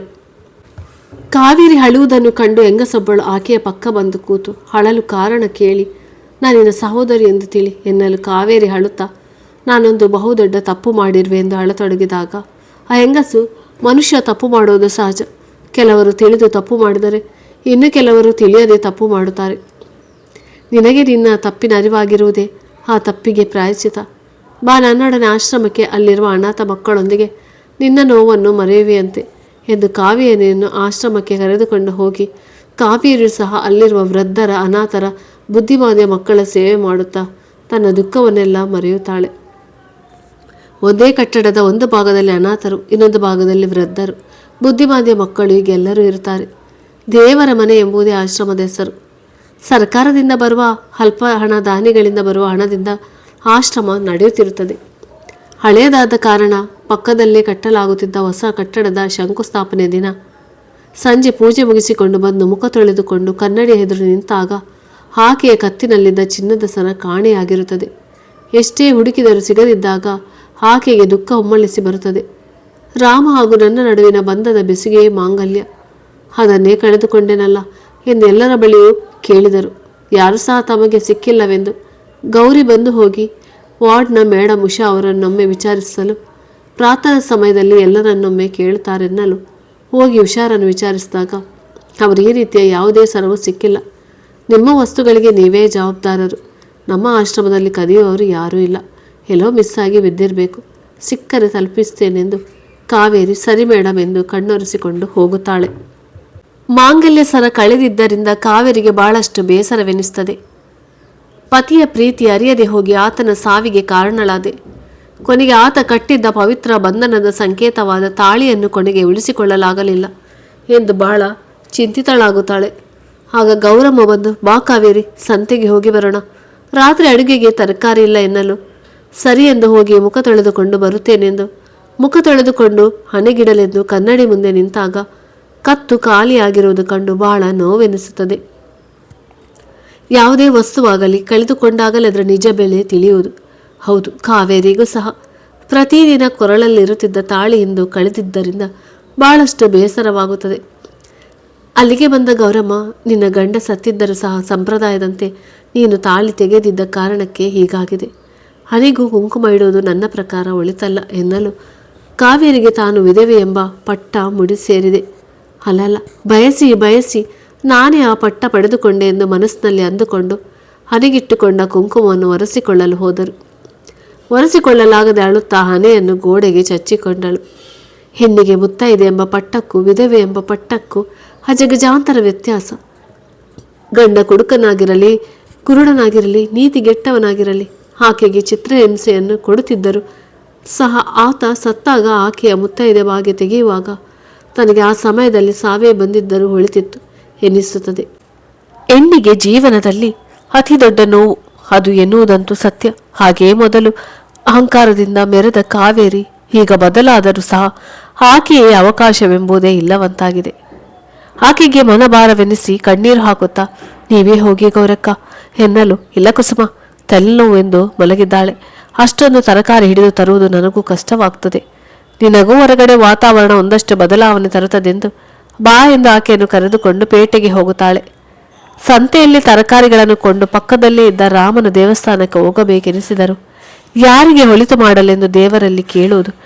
ನನ್ನೆತ್ತವರಿಗೆ ಒಳ್ಳೆಯದು ಮಾಡು ದೇವ, ನನಗೆ ಆದಷ್ಟು ಬೇಗ ಸಾವನ್ನು ಕರುಣಿಸು, ನನ್ನನ್ನು ನನ್ನ ಪತಿ ರಾಮ್ ಇರುವಲ್ಲಿಗೆ ಕಳಿಸು ಎಂದು ದೂರದಿಂದಲೇ ಬೇಡಿಕೊಂಡು ತಿರುಗುತ್ತಿದ್ದಂತೆ ಆ ಬದಿಯ ರಸ್ತೆಯಲ್ಲಿ ದೂರದಿಂದ ಆಕೆಗೆ ರಾಮ ಕಾಣಿಸ್ತಾನೆ. ಹೌದು, ಅದೇ ಸುಂದರ ಮೊಗದ, ಚಂದಿರನನ್ನೇ ನಾಚಿಸುವ ಮೊಗದ ರಾಮ. ಆಕೆಗೆ ನಂಬಲು ಸಾಧ್ಯ ಎನಿಸಿದರೂ ಸ್ವರ್ಗವೇ ಕೈಗೆ ಸಿಕ್ಕಂತೆನಿಸುತ್ತದೆ. ಇತ್ತ ರೋಡಿನಿಂದ ಆ ಬದಿ ರಸ್ತೆಗೆ ಹೋದರೆ ಅಲ್ಲಿ ಯಾರೂ ಇರುವುದಿಲ್ಲ. ಎಷ್ಟೇ ಹುಡುಕಿದರೂ ಆ ಬದಿಯಲ್ಲಿ ಆತ ಕಾಣಿಸುವುದಿಲ್ಲ. ಅಷ್ಟರಲ್ಲಿ ಗೌರಕ್ಕ ಬಂದು, ಕಾವೇರಿ, ಏನಾಯಿತು? ಅಷ್ಟೊಂದು ಆತುರದಲ್ಲಿ ಏಕೆ ರಸ್ತೆ ದಾಟಿದೆ? ಆ ಬದಿಯಿಂದ ಬಸ್ ಬರುತ್ತಿದ್ದರೂ ಅಷ್ಟು ವೇಗವೇ ಅಕ್ಕೆ ಹೋದೆ. ನಾನಂತೂ 1 ನಿಮಿಷದಲ್ಲಿ ಕಣ್ಣು ಮುಚ್ಚಿಬಿಟ್ಟೆ ಎನ್ನಲು ಕಾವೇರಿ ಅಳುತ್ತಾ ಮಂದಹಾಸ ಬೀರುತ್ತಾ, ಏನಾಯಿತೆಂದು ಕೇಳಿದರು. ಹೇಳಲಾಗದೆ ಭಾವೋದ್ವೇಗವಾಗಿ ಒಳಗಾಗಿ, ಗೌರಕ್ಕ, ಇಲ್ಲೇ ಇದೆ ಜಾಗದಲ್ಲಿ ನನ್ನ ಪತಿಯನ್ನು ಕಂಡೆ ಎನ್ನಲು ಗೌರಕ್ಕನಿಗೂ ಸಂತೋಷವಾಗಿ, ಹೌದೇ, ಎಲ್ಲಿರುವರು ಕಾವೇರಿ ಎಂದಾಗ, ಅಕ್ಕ ಈಗ ಕಾಣುತ್ತಿಲ್ಲ ಎನ್ನಲು ಕಾವೇರಿಯು ತನ್ನ ಫೋನ್ನಲ್ಲಿದ್ದ ರಾಮನ ಫೋಟೋವನ್ನು ಅಕ್ಕಪಕ್ಕದವರಿಗೆ ತೋರಿಸಿದರೂ ಸಹ ಯಾರು ನಾವು ನೋಡಿಲ್ಲ ಎಂದೇ ಉತ್ತರಿಸ್ತಾರೆ. ಆಗ ಗೌರಕ್ಕ, ಎಲ್ಲೋ ನಿನ್ನ ಭ್ರಮೆ ಇರಬೇಕು ಕಾವೇರಿ, ಸತ್ತವರು ಎಲ್ಲಾದರೂ ಬದುಕಿರೋದುಂಟೆ. ಆತನ ಬಗ್ಗೆ ಯೋಚಿಸುವುದರಿಂದ ನಿಂಗೆ ಯಾರನ್ನು ನೋಡಿ ನಿನ್ನ ಪತಿಯಂತೆ ಕಾಣಿಸ್ತಿರ್ಬೇಕು. ಒಂದು ವೇಳೆ ನಿನ್ನ ಗಂಡ ಇದ್ದಿದ್ರೆ ಅಷ್ಟು ಬೇಗ ಎಲ್ಲಿಗೆ ಹೋಗಲು ಸಾಧ್ಯ? ಬಿಸಿಲಿನ ಬೇಗೆಗೆ ನಿನಗಾಗೆ ಅನಿಸಿರಬೇಕೆಂದು ಹೇಳಿ ಕಾವೇರಿಯನ್ನು ಆಶ್ರಮಕ್ಕೆ ಕರೆದೊಯ್ಯುತ್ತಾಳೆ. ಆಶ್ರಮಕ್ಕೆ ಬಂದ ಕಾವೇರಿಗೆ ದಾರಿಯಲ್ಲಿ ಕಾಣಿಸಿದ್ದು ರಾಮನೇ. ರಾಮ ಬದುಕಿದ್ದರೂ ನಾ ಮಾಡಿದ ದ್ರೋಹಕ್ಕೆ ಬೈಯುವುದಕ್ಕಾದರೂ ಆತ ಬರಬೇಕಾಗಿತ್ತು. ಯಾಕೆ ಬರಲಿಲ್ಲ? ಆ ದಿನ ರೈಲ್ವೆ ಹಳಿ ಮೇಲೆ ದೇಹ ಸಿಕ್ಕಿತು ಎಂದ ಮೇಲೆ ರಾಮ್ ಬದುಕಿರಲು ಸಾಧ್ಯವೇ? ಇದೆಲ್ಲ ವಿಷಯ ತಿಳಿದ ವಂಚಕ ಪ್ರೇಮಿ ಎಲ್ಲಿ ಮರೆಯಾದ? ಹೌದು, ಆತನಿಗಿದ್ದದು ರಾಮ್ ಹೆಸರಿನಲ್ಲಿದ್ದ ಸೈಟ್ ಮೇಲಿನ ಮೋಹ. ಅದನ್ನು ಆತ ನನಗೆ ತಿಳಿಯದೆ ತನ್ನ ಹೆಸರಿಗೆ ಮಾಡಿಸಿಕೊಂಡು ತದನಂತರ ರಾಮ್ಗೆ ತಿಳಿಯಿತೆಂದು ನನ್ನಿಂದ ರಾಮ್ನ ಕೊಲೆ ಮಾಡಿಸಿದಾನೆ. ಹೇಗೆ 10 ಹಲವು ಪ್ರಶ್ನೆಗಳು ಕಾವೇರಿಯ ಸುತ್ತತೊಡಗಿದವು. ರಾಮ್ನ ಸೈಟ್ ಕುರಿತು ವಿಚಾರಿಸೋಣ, ಅದು ಪ್ರೇಮ್ ಹೆಸರಿನಲ್ಲಿದೆ ಎಂದುಕೊಂಡರೂ ಸಹ ಆ ಸೈಟ್ ಬಗ್ಗೆ ಪ್ರೇಮ್ನಿಂದ ಸಿಟಿ ಮಧ್ಯದಲ್ಲೇ ಇದೆ ಎಂಬುದು ತಿಳಿಯಿತು ಬಿಟ್ಟರೆ ಅದೆಲ್ಲಿದೆ, ಎಷ್ಟಿದೆ, ಯಾವ ಏರಿಯಾದಲ್ಲಿದೆ ಎಂದು ಏನು ತಿಳಿದಿರುವುದಿಲ್ಲ. ಊಟ ಮಾಡಲೋದರೂ ಸಹ ದಾರಿಯಲ್ಲಿ ಕಂಡ ಆತ ರಾಮನೇ ಅಥವಾ ಗೌರಕ್ಕ ಮಾತಿನಂತೆ ನನ್ನ ಭ್ರಮೆಯೇ? ಊಟ ಸೇರದೆ ಕೈ ತೊಳೆಯಲೋದಾಗ ಆಶ್ರಮದ ಗೋಡೆಯಲ್ಲಿ ಒಂದು ಅಕ್ಕಿ ಬೆಳೆಯಲು ವರ್ಷಗಳೇ ಬೇಕು, ಅದನ್ನು ವ್ಯರ್ಥ ಮಾಡಲು ನಿಮಿಷಗಳು ಸಾಕು. ಒಂದು ಹಿಡಿ ಹಣ್ಣಕ್ಕೂ ಒಂದು ಜೀವ ಉಳಿಸುವ ಶಕ್ತಿ ಇದೆ. ಇಂದು ಎಷ್ಟೋ ಜನ ಒಪ್ಪತ್ತಿನ ಊಟವಿಲ್ಲದೆ ಸಾಯುತ್ತಿದ್ದಾರೆ. ಬೆಳೆಗಾಗಿ ರೈತರು ಅದೆಷ್ಟು ಶ್ರಮಪಟ್ಟು ದುಡಿಯುತ್ತಿದ್ದಾರೆ. ರೈತರ ಕಣ್ಣೀರಿನ ಹನಿ, ಬೆವರಿನ ಹನಿ ಅನ್ನದಲ್ಲಡಗಿದೆ ಎಂದು ಬರೆದಿರುವುದನ್ನು ಕಂಡು ಕಣ್ಣೀರನ್ನು ಒರೆಸಿಕೊಳ್ಳುತ್ತಾ ಊಟ ಮಾಡಿ ಪಾತ್ರೆಗಳನ್ನು ತೊಳೆದು ಮಲಗಿದಳು. ನೂರಾರು ಯೋಚನೆಗಳನ್ನು ಯೋಚಿಸಿದಾಗೆ ನಿದ್ರೆಗೆ ಜಾರಿದಳು. ಬೆಳಿಗ್ಗೆ ಎದ್ದು ಮಕ್ಕಳಿಗೆಲ್ಲ ತಿಂಡಿ ಮಾಡುವುದರಲ್ಲಿ ಗೌರಕ್ಕ, ನಾಗಕ್ಕ, ಗಂಗಮ್ಮ ನಿರತರಾದರು. ಕಾವೇರಿ ನೆಲ ಹೊರೆಸಿ ತರಕಾರಿಗಳನ್ನು ಹೆಚ್ಚುತ್ತಾ ರಾಮನ ಕುರಿತು ಯೋಚಿಸುತ್ತಾ ಕೈ ಕೊಯ್ದುಕೊಂಡಳು. ಕೊನೆಗೆ ಗೌರಕ್ಕ ಆಕೆಯ ಕೈಗೆ ಅಲ್ಲೇ ಇದ್ದ ಅರಿಶಿಣದ ಪುಡಿಯನ್ನು ಹಾಕಿ, ಕಾವೇರಿ ಬೇಡ, ನಾನೇ ತರಕಾರಿ ಹೆಚ್ಚುತ್ತೇನೆಂದು ಹೇಳಿದಳು. ಕೆಲಸವೆಲ್ಲ ಮುಗಿದ ನಂತರ ಕಾವೇರಿ ಬಳಿ ಗೌರಕ್ಕ ಬಂದು, ಕಾವೇರಿ, ನಿನ್ನ ಪತಿ ಸತ್ತಿದ್ದಾನೆಂದು ನೀನೇ ಹೇಳಿರುವೆ. ಸತ್ತಿರುವವರು ಯಾರೂ ಮರಳಿ ಬರುವುದಿಲ್ಲ. ಯಾಕಾಗಿ ಚಿಂತಿಸಿರುವೆ? ನಿನ್ನ ಭ್ರಮೆಯಷ್ಟೇ ಎನ್ನಲು ಕಾವೇರಿಯು ಮೌನವಾಗಿದ್ದಳು. ಅಲ್ಲಿಗೆ ಬಂದ ಹುಷಾರವರು, ಕಾವೇರಿ, ನಿಮ್ಮ ಮಾಂಗಲ್ಯ ಸರ ಸಿಕ್ಕಿತೆ ಎನ್ನಲು ಕಾವೇರಿ, ಇಲ್ಲ ಮೇಡಮ್ ಎಂದು ಉತ್ತರಿಸಿದಳು. ಸರಿ, ನಾಳೆ ಮಕ್ಕಳ ದಿನಾಚರಣೆ. ಇಲ್ಲಿರೋ ಮಕ್ಕಳಿಗೆ ಸಿಹಿ ತರಬೇಕು. ಆದರೆ ಪ್ರತಿ ವರ್ಷ ಯಾರಾದರೊಬ್ಬರು ದಾನಿಗಳು ಮಕ್ಕಳಿಗೆ ಬಟ್ಟೆ ಕೊಡಿಸ್ತಿದ್ದರು. ಈ ವರ್ಷ ಯಾರೂ ಕೊಡಿಸಲೇ ಇಲ್ಲ ಎಂದು ಹೇಳಿದೊಡನೆ ಕಾವೇರಿಗೆ ತನ್ನ ಅಕೌಂಟ್ನಲ್ಲಿದ್ದ 3,000 ನೆನಪಿಗೆ ಬಂದು, ಮೇಡಮ್, ನಾನು ಕೊಡಿಸ್ತೇನೆಂದು ಹೇಳಿ ATM ಕಾರ್ಡ್ನೊಂದಿಗೆ ಹುಷಾರ ಜೊತೆ ಸ್ಕೂಟಿಯಲ್ಲಿ ಪೇಟೆಗೆ ಹೋಗಿ ಒಂದು ತೆರನಾದ ಬಟ್ಟೆಗಳನ್ನು ಮಕ್ಕಳಿಗೆ ತರುತ್ತಾರೆ. ಆಶ್ರಮದಲ್ಲಿ ಮಕ್ಕಳ ದಿನಾಚರಣೆಯಂದು ಮಕ್ಕಳೆಲ್ಲ ಹೊಸ ಬಟ್ಟೆಯೊಂದಿಗೆ ಪ್ರಾರ್ಥನೆಯಲ್ಲಿ ಕಾವೇರಿಗೆ ಧನ್ಯವಾದಗಳನ್ನು ತಿಳಿಸಿ ವೃದ್ಧರೆಲ್ಲರೂ ಆ ಮಕ್ಕಳಿಗೆ ಸಿಹಿ ತಿನ್ನಿಸಿದರು. ಎಷ್ಟೊಂದು ವಿಚಿತ್ರ! ತಂದೆ ತಾಯಿ ಇಲ್ಲದೆ ಅನಾಥರಾದ ಮಕ್ಕಳು ಒಂದೆಡೆಯಾದರೆ, ಮಕ್ಕಳಿದ್ದು ಅನಾಥರಾದವರು ಇನ್ನೊಂದೆಡೆ. ಇವರೆಲ್ಲರ ನೋವು ಒಂದೆಡೆಯಾದರೆ, ನೋವಿನಲ್ಲೂ ಸಂತಸದ ವಿಷಯವೆಂದರೆ ಆ ಅನಾಥ ಮಕ್ಕಳು ಮುಂದೆ ತಮ್ಮದೇ ಆದ ಸ್ವತಂತ್ರ ಜೀವನ ನಡೆಸುತ್ತಾರೆ. ಅಂತೆಯೇ ವೃದ್ಧರು ಸಹ, ಹೌದು, ಇವರು ಸಹ ಬದುಕಿನ ಸಾರಸ್ಯಕರವನ್ನು ಸಂಸಾರ ಮಕ್ಕಳೆಂದು ನಡೆದು ಕೊನೆಯಲ್ಲಿ ಆಶ್ರಮ ಸೇರಿದವರು. ಆದರೆ ಈ ಪ್ರಪಂಚ ಪರಿಜ್ಞಾನವೇ ಇಲ್ಲದೆ ಹುಟ್ಟಿನಿಂದ ಸಾಯುವವರೆಗೂ ಪರಾವಲಂಬಿಯಾಗಿರುವ ಬುದ್ಧಿಮಾಂದ್ಯ ಮಕ್ಕಳ ಜೀವನವೇ ದುರಂತ. ಯಾವ ತಪ್ಪಿಗಾಗಿ ಜೀವಮಾನವಿಡೀ ಅವರಿಗೆ ಈ ಶಿಕ್ಷೆ ದೇವರು ತನ್ನ ಮಕ್ಕಳಿಗಾದರೆ ಇಂತಹ ಶಿಕ್ಷೆ ಕೊಡ್ತಿದ್ದಾನೆ? ದೇವರ ಮನೆ ಎಂಬ ಆಶ್ರಮದಲ್ಲಿರುವ ಎಲ್ಲರೂ ಸಹ ದೇವರಿಂದ ಒಂದಲ್ಲ ಒಂದು ಕಾರಣಕ್ಕೆ ಅನ್ಯಾಯಗೊಳಗಾದವರೇ. ಮಕ್ಕಳಿಲ್ಲವೆಂದು ಕೊರಗುವವರು ಬಹಳಷ್ಟು ಮಂದಿ. ಅಯ್ಯೋ, ಅಪ್ಪ ಅಮ್ಮ ಇಲ್ಲವೆಂದು ಕೊರಗುವವರು ಬಹಳಷ್ಟು ಮಂದಿ. ಆದರೆ ಹೆಣ್ಣು ಮಕ್ಕಳೆಂದು ವಯಸ್ಸಾದ ತಂದೆ ತಾಯಿ ಮನೆಯಲ್ಲಿದ್ದರೆ ಕಿರಿಕಿರಿ ಎನ್ನುವರು ಮಗದಷ್ಟು ಮಂದಿ. ವಿಚಿತ್ರ ಜನ. ಮಕ್ಕಳಿಲ್ಲ ಎಂದು ಕೊರಗುವವರು ಇಂಥ ಮಕ್ಕಳನ್ನು, ತಂದೆ ತಾಯಿ ಇಲ್ಲದವರು ಇಂಥವರನ್ನು ತಮ್ಮ ಮನೆಗೆ ಕರೆದೊಯ್ದರೆ ಈ ಪ್ರಪಂಚದಲ್ಲಿ ಯಾರೂ ಸಹ ಅನಾಥರಾಗಿರುವುದಿಲ್ಲ. ಬಾಯಿಂದಷ್ಟೇ ಎಲ್ಲರಿಗೂ ಎಲ್ಲ ಬೇಕು. ಅಂದು ಮಕ್ಕಳು ಶಾಲೆಗೆ ಹೋಗದೆ ಆಶ್ರಮದಲ್ಲಿ ಪ್ರತಿ ವರ್ಷದಂತೆ ಅನೇಕ ಸಾಂಸ್ಕೃತಿಕ ಕಾರ್ಯಕ್ರಮಗಳನ್ನು ಮಾಡಿಸಿ ಸಂಜೆ ಎಲ್ಲ ಮಕ್ಕಳನ್ನು ದೇವಸ್ಥಾನಕ್ಕೆ ಕರೆದುಕೊಂಡು ಉಷಾ ಮೇಡಮ್ ಹಾಗೂ ಕಾವೇರಿ ಇನ್ನಿತರ ಆಯಗಳು ಹೊರಟರು. ಸರತಿ ಸಾಲಿನಲ್ಲಿ ಹೋಗುತ್ತಿದ್ದ ಮಕ್ಕಳನ್ನು ಕಂಡ ಕಾವೇರಿಗೆ, ಇವರಿಗೆಲ್ಲ ಅಪ್ಪ ಅಮ್ಮ ಇದ್ದಿದ್ರೆ ಇಷ್ಟು ಖುಷಿಯಿಂದ ಇರ್ತಿದ್ರು. ದೇವರಿಂದ ಅನ್ಯಾಯಗೊಳಗಾದ ಮಕ್ಕಳು ನ್ಯಾಯ ಕೇಳಲು ಹೊರಟಂತೆ ಕಾಣುತ್ತಿತ್ತು. ಅಂತೂ ದೇವಸ್ಥಾನ ಬಂದಿತ್ತು. ಮಕ್ಕಳೆಲ್ಲ ದೇವರಿಗೆ ವಂದಿಸಿದರು. ಉಷಾ ಮೇಡಮ್ ಮಕ್ಕಳ ದೇವರ ಮಕ್ಕಳು ಎಂಬ ಹೆಸರಿನಲ್ಲಿ ಅರ್ಚನೆ ಮಾಡಿಸಿದರು. ಎಲ್ಲರೂ ತೀರ್ಥ ಪ್ರಸಾದ ತೆಗೆದುಕೊಂಡು ಸ್ವಲ್ಪ ಹೊತ್ತು ಕುಳಿತುಕೊಂಡು ಬಳಿಕ ಆಶ್ರಮದತ್ತ ಹೊರಟರು. ಅಷ್ಟರಲ್ಲಿ ಅಲ್ಲಿಗೆ ಬಾರದ ಬುದ್ಧಿಮಾಂದ್ಯ ಮಕ್ಕಳಿಗೆ ಕುಂಕುಮ ತೀರ್ಥ ತರುವುದು ಮರೆತಿದ್ದರಿಂದ ಗೌರಕ್ಕನಿಗೆ, ನೀನು ಕಾವೇರಿ ಹೋಗಿ ಪ್ರಸಾದವನ್ನು ಮಕ್ಕಳಿಗೆ ತಿನ್ನಿಸಿ ನಾವು ನಿಧಾನವಾಗಿ ಮಕ್ಕಳೊಂದಿಗೆ ಹೋಗುತ್ತೇವೆಂದು ಹೇಳಿ ಹೊರಟರು. ಕಾವೇರಿ ಗೌರಕ್ಕ ಭಟ್ಟರ ಬಳಿ ಬಂದು ತೀರ್ಥ ಕೊಡುವಂತೆ ಭಟ್ಟರು ಕೊಡುತ್ತಿದ್ದಂತೆ ಗೌರಕ್ಕ ತೆಗೆದುಕೊಂಡು ಇತ್ತ ನೋಡಿದರೆ ಕಾವೇರಿ ಕಾಣೆಯಾಗಿರುತ್ತಾಳೆ. ದೇವಸ್ಥಾನ ಒಂದು ಸುತ್ತ ಹಾಕಿದರೂ ಸಹ ಆಕೆ ಕಾಣುವುದಿಲ್ಲ. ಅಲ್ಲೇ ಪಕ್ಕದಲ್ಲಿದ್ದ ಕಲ್ಯಾಣಿಯ ಬಳಿ ಜನರೆಲ್ಲ ಸೇರಿರುವುದನ್ನು ದೇವಸ್ಥಾನದಿಂದ ಕಂಡ ಗೌರಕ್ಕನಿಗೆ ಉಸಿರೇ ಬಾಯಿಗೆ ಬಂದಂತಾಗುತ್ತದೆ. ಉಸಿರನ್ನು ಬಿಗಿ ಹಿಡಿದು ಕಲ್ಯಾಣಿ ಹತ್ರ ಧಾವಿಸ್ತಾಳೆ. ಕಲ್ಯಾಣಿ ಹತ್ತಿರ ಬಂದು ನೋಡುತ್ತಿದ್ದಂತೆ ಅಲ್ಲಿ ಯಾರಿಗೂ ಮೈ ಮೇಲೆ ದೇವರು ಬಂದ ಕಾರಣ ಜನರು ಸೇರಿರುವುದು ಕಂಡು, ಎಂತಹ ದುರಾಲೋಚನೆ, ಮನುಷ್ಯನ ಮನಸ್ಸಿನದು ಎಂದುಕೊಂಡು ಮನ ಸ್ವಲ್ಪ ಹಗುರವಾದರೂ ಸಹ ಕಾವೇರಿ ಎಲ್ಲಿಗೆ ಹೋದಳೆಂದು ಕಲ್ಯಾಣಿ ಹೇರುತ್ತಾ ಬರುತ್ತಾಳೆ. ಇತ್ತ ಕಾವೇರಿ ಭಟ್ಟರಿಂದ ಗೌರಕ್ಕ ತೀರ್ಥ ತೆಗೆದುಕೊಳ್ಳುತ್ತಿರುವಾಗ ರಾಮನಂತಿರುವ ವ್ಯಕ್ತಿ ಕಾವೇರಿಗೆ ಕಾಣಿಸ್ತಾಳೆ. ದೇವಸ್ಥಾನ ಹೋಮದ ಹೊಗೆಯಲ್ಲಿ ಮುಖ ಅಷ್ಟೊಂದು ಸ್ಪಷ್ಟವಾಗಿ ಕಾಣದಿದ್ದರೂ ಮನಸ್ಸು ಮಾತ್ರ ತನ್ನ ಪತಿ ರಾಮನೇ ಆತ ಎಂದು ಹೇಳುತ್ತಿರುತ್ತದೆ.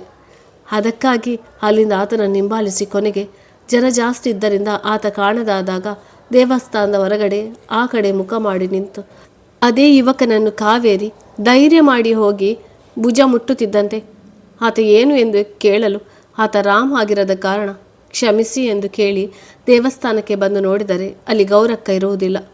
ದೇವಸ್ಥಾನ ಹುಡುಕಿದರೂ ಸಿಗದಿದ್ದಾಗ ಕಲ್ಯಾಣಿ ಬಳಿ ಬರುತ್ತಿದ್ದ ಗೌರಿಯನ್ನು ನೋಡಿ, ಗೌರಕ್ಕ ಹೇಳಿ ಹೋಗೋದಲ್ವಾ, ನನಗೆಷ್ಟು ಗಾಬರಿಯಾಯಿತು, ಈ ಕಲ್ಯಾಣಿ ಬಳಿ ಏನು ಮಾಡುತ್ತಿರುವೆ ಎನ್ನಲು ಗೌರಕ್ಕ ತಾನು ಕೇಳಬೇಕಾಗಿದ್ದ ಪ್ರಶ್ನೆಗಳನ್ನು ಈಕೆ ಕೇಳಿದಲ್ಲ ಎಂದು ನಸ್ನಕ್ಕು ತುಂಬ ಶಕ್ತಿ ಇತ್ತಲ್ಲ, ಕಲ್ಯಾಣಿಯಲ್ಲಿ ಈಜಲೆಂದು ಬಂದಿದ್ದೆ ಎಂದು ಹೇಳಿ ಇಬ್ಬರು ಚಪ್ಪಲಿ ಹಾಕಿಕೊಂಡು ಆಶ್ರಮದತ್ತ ಹೊರಟರು. ಮೌನವಾಗಿ ಬರುತ್ತಿದ್ದ ಕಾವೇರಿ ಕುರಿತು ಎಲ್ಲಿಗೆ ಹೋಗಿದ್ದೆ ಎನ್ನಲು, ಇಲ್ಲ ನಾನು ಮತ್ತೆ ರಾಮನನ್ನು ನೋಡಿದೆ ಎಂದು ನಡೆದ ಘಟನೆಗಳನ್ನು ವಿವರಿಸಿ, ರಾಮ ಬದುಕಿದ್ದಾನೆಂದು ನನಗೆ ಅನಿಸ್ತಿದೆ ಎಂದಳು.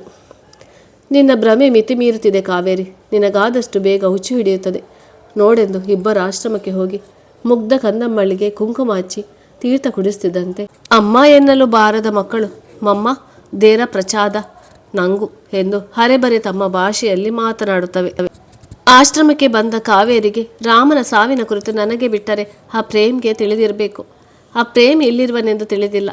ಆತ ಅಂದು ರಾಮನನ್ನು ರೈಲ್ವೆ ಹಳಿಯಲ್ಲಿ ಹಾಕಿ ಬರುತ್ತೇನೆಂದ. ಅದೇ ಹಳಿಯಲ್ಲಿ ತಾನೇ ರಾಮನ ದೇಹ ಸಿಕ್ಕಿದ್ದು. ರೈಲು ಹರಿದು ಹೋದ ದೇಹವು ವಿರೂಪವಾಗಿರುವ ಕಾರಣ ಅತ್ತೆ ಶವವನ್ನು ಮನೆಗೆ ತರುವುದು ಬೇಡ ಎಂದರು. ನಾನು ಹೋಗಿ ನೋಡಬೇಕಾಗಿತ್ತು. ಹೌದು, ನಾಳೆ ಪೊಲೀಸ್ ಸ್ಟೇಷನ್ಗೆ ಹೋಗಿ ಇರುವ ಪೋಸ್ಟ್ ಮಾರ್ಟಮ್ ರಿಪೋರ್ಟ್ ಕುರಿತು ತಿಳಿಯಬೇಕು. ನಿಜವೆಂದರೆ ಕಾನೂನಿನ ಪ್ರಕಾರ ನಾನು ಸೆರೆಮನೆ ಸೇರಬೇಕು ಎಂದು ಇದನ್ನೆಲ್ಲ ಗೌರಕ್ಕನಿಗೆ ಹೇಳಿ ಮುಗಿಸಿದರು. ಹೇಳಲಾಗದೆ ಗೌರಕ್ಕ ನಾಳೆ ಕೆಲಸವೆಲ್ಲ ಮುಗಿದ ಮೇಲೆ ಪೊಲೀಸ್ ಸ್ಟೇಷನ್ಗೆ ಹೋಗಿ ರಿಪೋರ್ಟ್ ನೋಡಿಕೊಂಡು ಬರೋಣವೆಂದು ವರುತಿಯ ಎನ್ನಲು, ಕಾವೇರಿಯನ್ನು ತಂಗಿ ಎಂದು ಭಾವಿಸಿದ ಗೌರಿಯು ಸರಿ, ನಾಳೆ ಹೋಗೋಣವೆಂದು ಹೇಳುತ್ತಾರೆ. ಇಬ್ಬರು ಮಾರನೇ ದಿನ ಕೆಲಸವನ್ನೆಲ್ಲ ಮುಗಿಸಿಕೊಂಡು ಸ್ಟೇಷನ್ನತ್ತ ಹೋಗುತ್ತಾರೆ. ಕಾವೇರಿ ಪೊಲೀಸರಿಗೆ ನಮಸ್ಕರಿಸಿ ತನ್ನ ಪತಿಯ ಶವದ ಕುರಿತು ಕೇಳುತ್ತಾಳೆ. ಪೊಲೀಸರು ಮೊದಲೇ ಹಲವು ಕೇಸುಗಳ ತನಿಖೆಯಲ್ಲಿ ನಿರತರಾಗಿದ್ದರಿಂದ ಹೆಸರು ಎಲ್ಲ ನೋಡುತ್ತಿದ್ದಂತೆ, ನೀವೇನು ಆಟವೆಂದುಕೊಂಡಿದ್ದೀರಾ? ಒಮ್ಮೆ ಬಂದು ಕಾಣೆಯಾಗಿದ್ದಾನೆನ್ನುವುದು, ಶವ ನೋಡುವುದರೊಳಗೆ ಆತ ಸತ್ತಿಲ್ಲ ಎನ್ನುವುದು, ಈಗ ಬಂದು ಶವದ ಕುರಿತು ಕೇಳೋದು. ನಿಮ್ಮಂತೆ ನಿಮ್ಮ ಪತಿಯದೊಂದೇ ಚಿಂತೆಯಲ್ಲ, ನಮಗೆ ನಿಮ್ಮಂಥ 1000 ಕೇಸ್ಗಳಿವೆ. ನಮ್ಮ ಮುಂದೆ ಹೋಗಮ್ಮ ಸುಮ್ಮನೆ, ಬೆಳಿಗ್ಗೆ ಬೆಳಿಗ್ಗೆ ಎಲ್ಲಿಂದ ಬರ್ತಾರೋ ಕರ್ಮ ಎನ್ನಲು ಅಲ್ಲಿಂದ ಕಾವೇರಿ ಮರು ಮಾತನಾಡದೆ ಹೊರಬರುತ್ತಾಳೆ. ಹೊರಗೆ ಗೌರಕ್ಕ ಒಬ್ಬ ಪರಿಚಯಸ್ಥ ಕಾನ್ಸ್ಟೇಬಲ್ ಜೊತೆ ಮಾತನಾಡುತ್ತಿರಲು ಕಾವೇರಿಗೆ ಆತ ರಾಮ್ನ ರಿಪೋರ್ಟ್ ಕೊಡುವಂತೆ ಹೇಳಿ ಇತ್ತ ಪೊಲೀಸ್ ಜೀಪ್ ಹೊರಡುತ್ತಿದ್ದಂತೆ ಕಾವೇರಿಯನ್ನು ಗೌರಕ್ಕನನ್ನು ಸ್ಟೇಷನ್ ಒಳಗೆ ಕರೆದೊಯ್ದ ರಿಪೋರ್ಟ್ ಹುಡುಕುತ್ತಾನೆ. ನೀವ್ಯಾರು ಆತನ ಶವದ ಕುರಿತು ಲಕ್ಷ್ಯ ವಹಿಸದೇ ಇದ್ದ ಕಾರಣ, ಅಂದು ಸಹ ಮತ್ಯಾರು ಕಾಣೆಯಾಗಿರುವ ಪ್ರಕರಣ ಬರದೇ ಇದ್ದ ಕಾರಣ ಅದನ್ನು ಅಷ್ಟೊಂದು ಗಂಭೀರವಾಗಿ ತೆಗೆದುಕೊಳ್ಳಲಿಲ್ಲ. ನೋಡಿ, ಅಡಿಯಲ್ಲಿದೆ ನಿಮ್ಮ ಪತಿಯ ರೆಕಾರ್ಡ್. ಇದರ ಪ್ರಕಾರ ವ್ಯಕ್ತಿಯ ಎತ್ತರ 5.9 ಇಂಚು, ರಕ್ತದ ಗುಂಪು O ಪಾಸಿಟಿವ್ ಹಾಗೂ ವಯಸ್ಸು ಸುಮಾರು 29 ವರ್ಷ. ಇದನ್ನು ಬಿಟ್ಟರೆ ಪಕ್ಕದಲ್ಲಿ DNA ಕುರಿತಾದ ಒಂದಷ್ಟು ಮಾಹಿತಿ ಇದೆ. ಇದನ್ನು ನೀವು ವೈದ್ಯರ ಬಳಿ ಹೋಗಿ ತೋರಿಸಬೇಕು. ನಿಮ್ಮ ಪತಿ ಯಾವುದಾದರೂ ಮೆಡಿಕಲ್ ರಿಪೋರ್ಟ್ ಇದ್ದರೆ ಇದಕ್ಕೂ ಅದಕ್ಕೂ ತಾಳೆ ಮಾಡಿಸಿ ನೋಡಿ ಎಂದರು.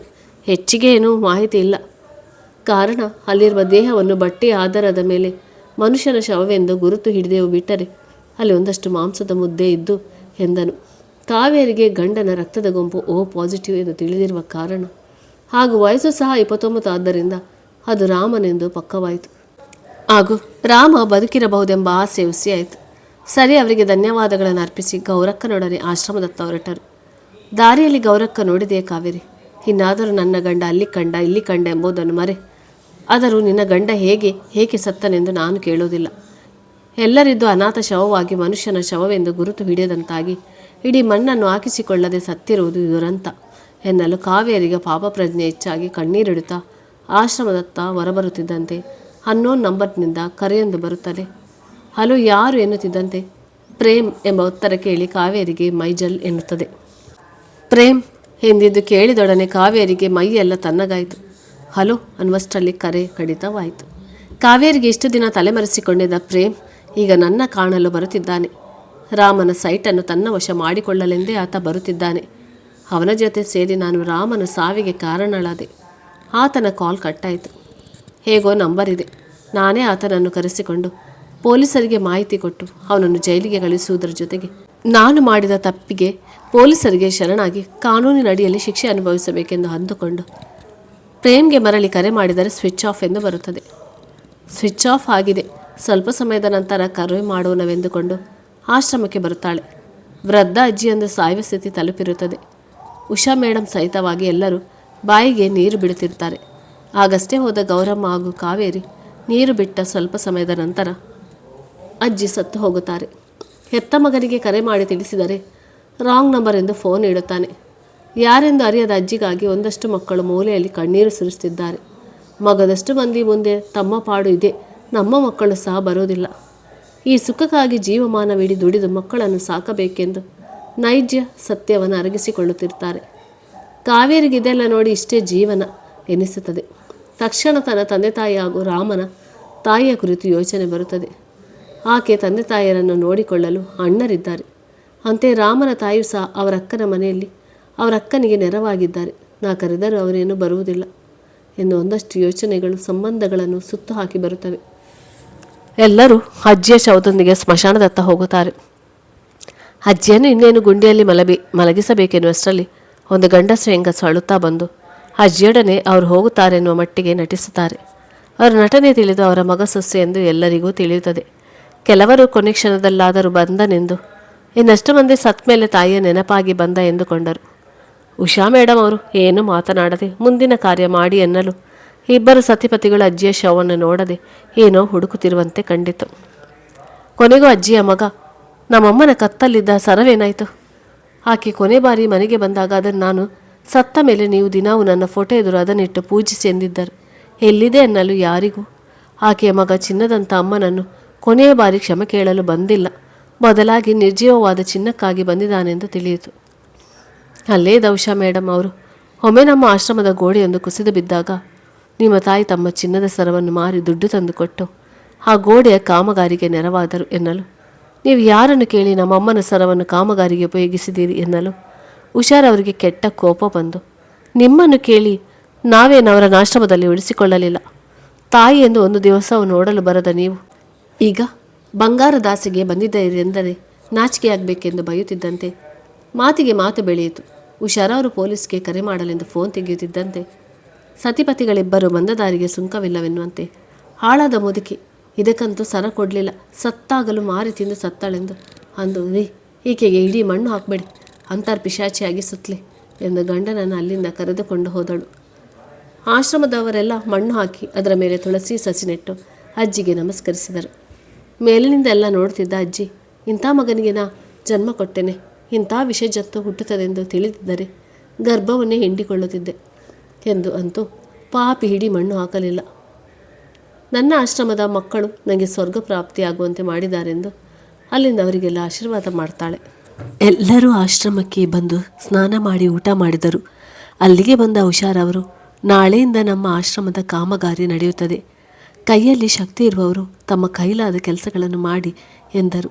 ಅಂತೆಯೇ ಮುಂಜಾನೆ ಮಕ್ಕಳೆಲ್ಲ ಸ್ನಾನ ಮಾಡಿ ಶಾಲೆಗೆ ಹೋದ ನಂತರ ಆಶ್ರಮದೆಲ್ಲರೂ ಸಹ ಬಂದು ಕೆಲಸದಲ್ಲಿ ನಿರತರಾದರು.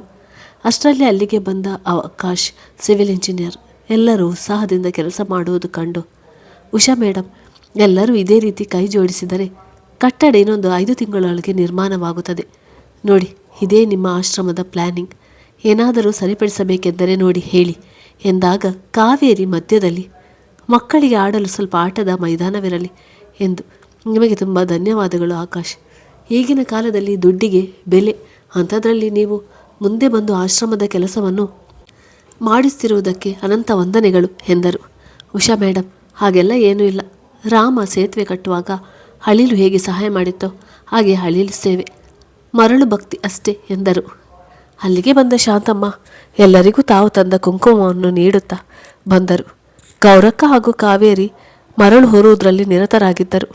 ಅಲ್ಲಿಗೆ ಕುಂಕುಮ ಕೊಡಲೆಂದು ಬಂದಾಗ ಗೌರಕ್ಕ, ಏನು ವಿಶೇಷ, ದೇವಸ್ಥಾನಕ್ಕೆ ಹೋಗಿದ್ದೆ ಎನ್ನಲು, ಇಲ್ಲ, ಇದು ನವೆಂಬರ್ 4 ಅಲ್ಲವೇ, ನನ್ನ ಮದುವೆಯಾದ ದಿನ, ನನ್ನ ಪತಿ ತೀರಿ 10 ವರ್ಷಗಳಾಯಿತು, ಆದರೂ ನನ್ನ ಆತ್ಮದಲ್ಲಿ ಅವರೆಂದಿಗೂ ಬದುಕಿದ್ದಾರೆ, ಆದ ಕಾರಣ ದೇವಸ್ಥಾನಕ್ಕೆ ಹೋಗಿದ್ದೆ ಎಂದು ಕುಂಕುಮ ಕೊಟ್ಟರು. ಕಾವೇರಿಗೆ ಕುಂಕುಮ ಕೊಡಲೋದಾಗ ತಾಲಿ ಇಲ್ಲದನ್ನು ಕಂಡು, ಹೋ ಮಗು, ಇಷ್ಟು ಚಿಕ್ಕ ವಯಸ್ಸಿನಲ್ಲೇ ಗಂಡನನ್ನು ಕಳೆದುಕೊಂಡಿದೆಯಾ ಎಂದು ಹೋದರು. ಕಾವೇರಿಗೆ ತಕ್ಷಣ ನವೆಂಬರ್ 5 ನಮ್ಮ ಮದುವೆಯಾದ ದಿನ, ರಾಮನ ಕೈ ಹಿಡಿದ ದಿನ ಎಂದು ನೆನಪಾಯಿತು. ಅಂದು ನವೆಂಬರ್ 5 ಕಾವೇರಿ ಎದ್ದೊಡನೆ 1 ವರ್ಷದ ಹಿಂದೆ ನನ್ನ ಪತಿ ರಾಮನ ಕೈ ಹಿಡಿದಿದ್ದೆ. ಮೊದಲ ಬಾರಿ ಆತ ನನ್ನ ನೋಡಲು ಬಂದಾಗ ಆತನ ಸೌಂದರ್ಯಕ್ಕೆ ಮರುಳಾದೆ. ಆತನ ನೈಜ ಗುಣವನ್ನು ಅರಿಯುವಲ್ಲಿ ನಾನು ಸೋತೆ. ವಿದ್ಯಾವಂತಳಾದರೂ ಕಿಂಚಿತ್ತು ಬುದ್ಧಿ ಇಲ್ಲದೆ ಪರಪುರುಷನ ಹಿಂದೆ ಬಿದ್ದು ಗಂಡನನ್ನೇ ಕೊಂದೆನಲ್ಲ. ನಾನೊಂದು ಹೆಣ್ಣೆ. ನಮ್ಮ ಮನೆಯಲ್ಲಿ ಅಷ್ಟೊಂದು ಸಂಸ್ಕಾರವಂತರನ್ನಾಗಿ ಬೆಳೆಸಿದ್ದರೂ ಸಹ ತಪ್ಪು ದಾರಿ ತುಳಿದೆನಲ್ಲ. ನನ್ನನ್ನು ನಂಬಿದ ಜೀವದ ಜೀವವನ್ನೇ ತೆಗೆದ ನಾನು ಪರಮಪಾಪಿ ಎಂದುಕೊಂಡು ಹಾಸಿಗೆಯಲ್ಲಿ ಕಣ್ಣೀರು ಹಾಕುವುದನ್ನು ಕಂಡ ಗೌರಕ್ಕ ಬಂದು, ಆಗಿದ್ದು ಆಗಿದೆ. ಎಲ್ಲ ಸರಿ ಇದ್ದಿದ್ದರೆ ಇಷ್ಟೊತ್ತಿಗಾಗಲೇ ನಿನ್ನ ಕೈಯಲ್ಲೊಂದು ಮಗುವಿರುತ್ತಿತ್ತು. ಗಂಡ ಹೆಂಡತಿರಿಬ್ಬರು ಮದುವೆಯ ವಾರ್ಷಿಕೋತ್ಸವವನ್ನು ಆಚರಿಸುತ್ತಿದ್ದೀರಿ. ಏನು ಮಾಡೋದು? ಹಣೆ ಬರಹಕ್ಕೆ ಹೊಣೆ ಯಾರು? ಯಾರ್ಯಾರ ಆಯಸ್ಸು ಎಷ್ಟಿರುತ್ತದೋ ಅಷ್ಟೇ. ಅವರು ಬದುಕುವುದು. ಹೇಳು, ಎದ್ದೋಗಿ ನಿನ್ನ ಗಂಡನ ಹೆಸರಿನಲ್ಲಿ ಅರ್ಚನೆ ಮಾಡಿಸು. ಆತನ ಆತ್ಮಕ್ಕೆ ಶಾಂತಿ ಸಿಗಲಿ ಎಂದಳು. ಕಾವೇರಿ ಅಂತೆಯೇ ಎದ್ದು ಸ್ನಾನ ಮಾಡಿಕೊಂಡು ದೇವಸ್ಥಾನಕ್ಕೆ ಹೊರಟು ಕತ್ತಿನಲ್ಲಿ ಅಂದು ಮಾಂಗಲ್ಯ ಕಟ್ಟಿ ಮಾಂಗಲ್ಯ ಬಂಧನದಿಂದ ಸತಿಪತಿಯರನ್ನಾಗಿ ಹಿರಿಯರು ಮಾಡಿದರು. ಆದರೆ ಇಂದು ಬರೀ ಕೊರಳಿನಲ್ಲಿ ಆ ಬಂಧನದಿಂದ ಮುಕ್ತವಾಗಿ ವಿಧವೆಯಾಗಿರುವೆ. ಎಂತಹ ದುರಾದೃಷ್ಟ ನನ್ನದು. ಅಲ್ಲ, ಬಯಸಿ ಬಯಸಿ ಪಡೆದ ದುರಾದೃಷ್ಟ ಎಂದು ದೇವಸ್ಥಾನಕ್ಕೆ ಹೊರಟ ಕಾವೇರಿ ಉಷಾರಾ ಮೇಡಮ್ಗೆ ಹೇಳಿ ಹೋಗೋಣವೆಂದು ಅವರಿರುವ ಆಫೀಸ್ ರೂಮ್ಗೆ ಹೋಗ್ತಾಳೆ. ಆಕೆ ಹೇಳಿ ಹೊರಬರುತ್ತಿದ್ದಂತೆ ಕೈಯಲ್ಲಿ ಮಾಂಗಲ್ಯ ಸರವನ್ನು ಹಿಡಿದುಕೊಂಡು ಯುವಕನೊಬ್ಬ ಉಷಾರ ಬಳಿ ಬರುತ್ತಿದ್ದಂತೆ, ಓ ರಾಮ್, ಬನ್ನಿ ಬನ್ನಿ ಎಂದು ಕರೆಯುತ್ತಾರೆ. ಕೈಯಲ್ಲಿ ಮಾಂಗಲ್ಯ ಸರವನ್ನು ನೋಡಿ, ನಿಮ್ಗೆ ಹೇಗೆ ಸಿಕ್ಕಿತ್ತು? ಈ ಹುಡುಗಿಯದು ಇರಬೇಕೆನ್ನಲು, ನೋಡಮ್ಮ ನಿನ್ನದೇನ ಮಾಂಗಲ್ಯ ಸರ ಎನ್ನುತ್ತಿದ್ದಂತೆ ಕಾವೇರಿ ಹಿಂತಿರುಗಿ ನೋಡಿದಾಗ ಆಕೆಗೆ ಸ್ವರ್ಗವೇ ಸಿಕ್ಕಂತಾಯಿತು. ಹೌದು, ಮಾಂಗಲ್ಯ ಹಿಡಿದು ತಂದ ಯುವಕ ಬೇರ್ಯಾರೂ ಅಲ್ಲ, ರಾಮ್, ಆಕೆಯ ಪತಿ. ಶ್ರೀರಾಮಚಂದ್ರನ ಗುಣವುಳ್ಳ ಅದೇ ರಾಮ್. ಪ್ರಿಯಕರಣ ಮೋಸದ ಬಲೆಗೆ ಬಿದ್ದು ತಾನೇ ಕೊಂದ ಅದೇ ರಾಮ್. ಆತನ ಮುಖ ನೋಡುತ್ತಿದ್ದಂತೆ ಕಾವೇರಿಗೆ ಒಮ್ಮೆಲೆ ಸಂತೋಷ, ದುಃಖ, ಪಶ್ಚಾತ್ತಾಪ ಎಲ್ಲ ಭಾವನೆಗಳು ಕಟ್ಟಿ ಹಿಡಿದು ಆತನ ಕಾಲಿಗೊರಗೆ ಆತನ ಕಾಲನ್ನು ಗಟ್ಟಿಯಾಗಿ ಹಿಡಿದು ಚಿಕ್ಕ ಮಕ್ಕಳಂತೆ ಏನು ಮಾತನಾಡಲು ತೋಚದೆ ತೊದಲು ನುಡಿಯುತ್ತಾ ತಪ್ಪನ್ನು ಮನ್ನಿಸುವಂತೆ ಪರಿಪರಿಯಾಗಿ ಬೇಡಿಕೊಳ್ಳುತ್ತಾಳೆ. ಕಣ್ಣೀರ ಧಾರೆ ಆತನ ಕಾಲನ್ನು ಒದ್ದೆಯನ್ನಾಗಿಸುತ್ತದೆ. ಆತನಿಗೆ ಒಮ್ಮೆಲೆ ಮಡದಿಯನ್ನು ಆಶ್ರಮದಲ್ಲಿ ಕಂಡು ಆಶ್ಚರ್ಯ, ದುಃಖ ಒತ್ತರಿಸಿ ಬರುತ್ತದೆ. ರಾಮ ಮುಗ್ಧಜೀವಿ, ಹೆಣ್ಣಿನಂಥ ಮನವುಳ್ಳ ಗಂಡು.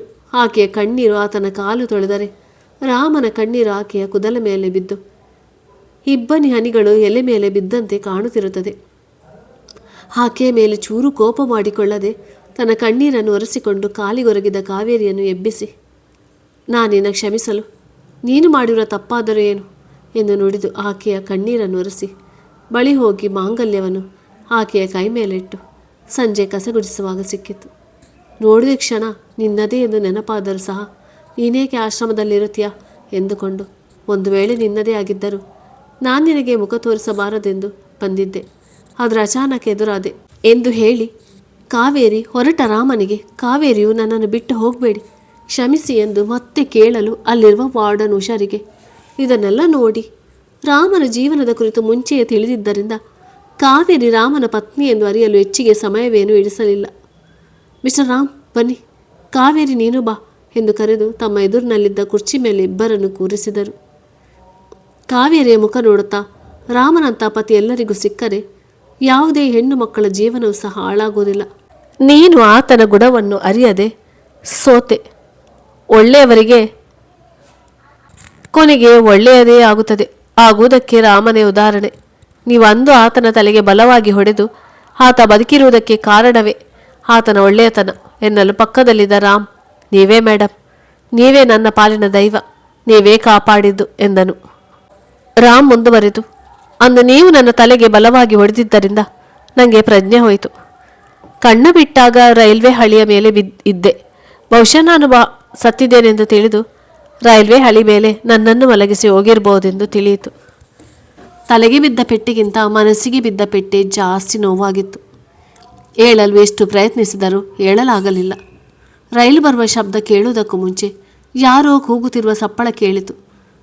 ಮಂಜಾದ ಕಣ್ಣಲ್ಲಿ ಯಾರೋ ವ್ಯಕ್ತಿ ರೈಲ್ವೆ ಹಳಿಯ ಕೆಳಗೆ ಕಾಲು ಸಿಕ್ಕು ಅರಚುವಂತೆ ಭಾಸವಾಯಿತು.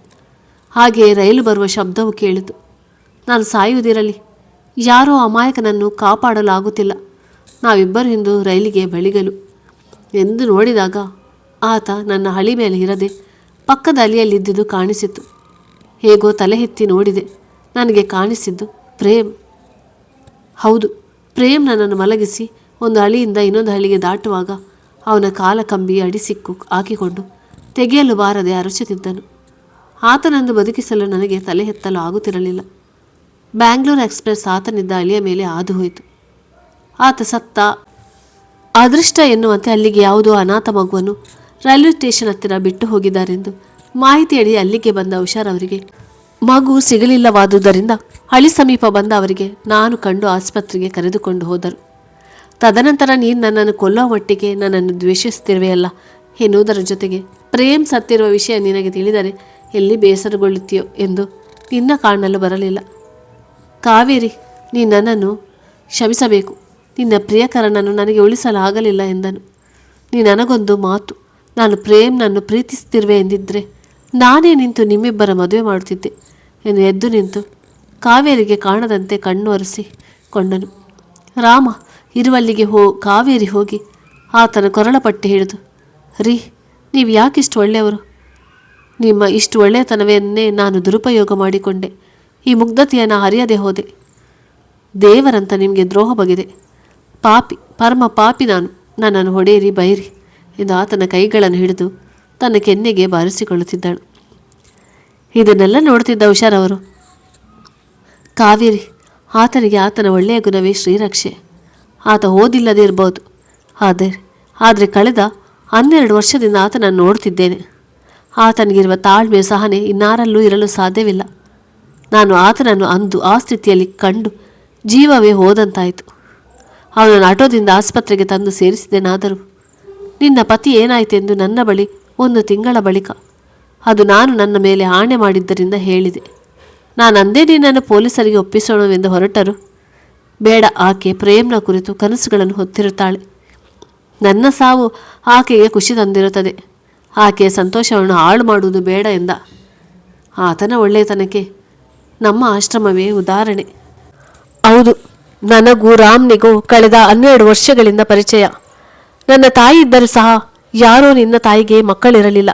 ಆದ್ದರಿಂದ ನಿನ್ನ ಆಶ್ರಮದಿಂದ ದತ್ತು ತಂದರೆಂದಾಗ ಅದರ ಕುರಿತು ತನ್ನ ತಾಯಿಯಲ್ಲಿ ಕೇಳಿ ಆಕೆಗೆ ನೋವುಂಟು ಮಾಡಬಾರದೆಂದುಕೊಂಡು ತನ್ನ ಹುಟ್ಟಿನ ಕುರಿತು ತಿಳಿದುಕೊಳ್ಳಲು ಆಶ್ರಮಕ್ಕೆ ಬಂದು ವಿಚಾರಿಸಿ ಲೆಡ್ಜರ್ ನೋಡಿದಾಗ ರಾಮನ ಹೆಸರು ಮತ್ತು ದತ್ತು ಒಯ್ದ ನಂಜಮ್ಮನ ಹೆಸರನ್ನು ನೋಡಿ ತನ್ನ ಹೆತ್ತ ತಾಯಿಯ ಬಗ್ಗೆ ಮಾಹಿತಿಯನ್ನು ನನ್ನ ಬಳಿ ಕೇಳಿದಾಗ ನನಗೆ ಅದರ ಕುರಿತು ತಿಳಿದಿಲ್ಲವಾದರೂ ಹಲವು ವರ್ಷಗಳಿಂದ ಇದೇ ಆಶ್ರಮದಲ್ಲಿದ್ದ ಕಮಲಮ್ಮನ ಬಳಿ ರಾಮ್ನನ್ನು ಕರೆದೊಯ್ದು ಕೇಳಿದಾಗ ಕಮಲಮ್ಮ ನಂಜಮ್ಮನ ಹೆಸರು ಹೇಳುತ್ತಿದ್ದಂತೆ, ಓ ರಾಮ ಕೌಸಲ್ಯ ಮಗ.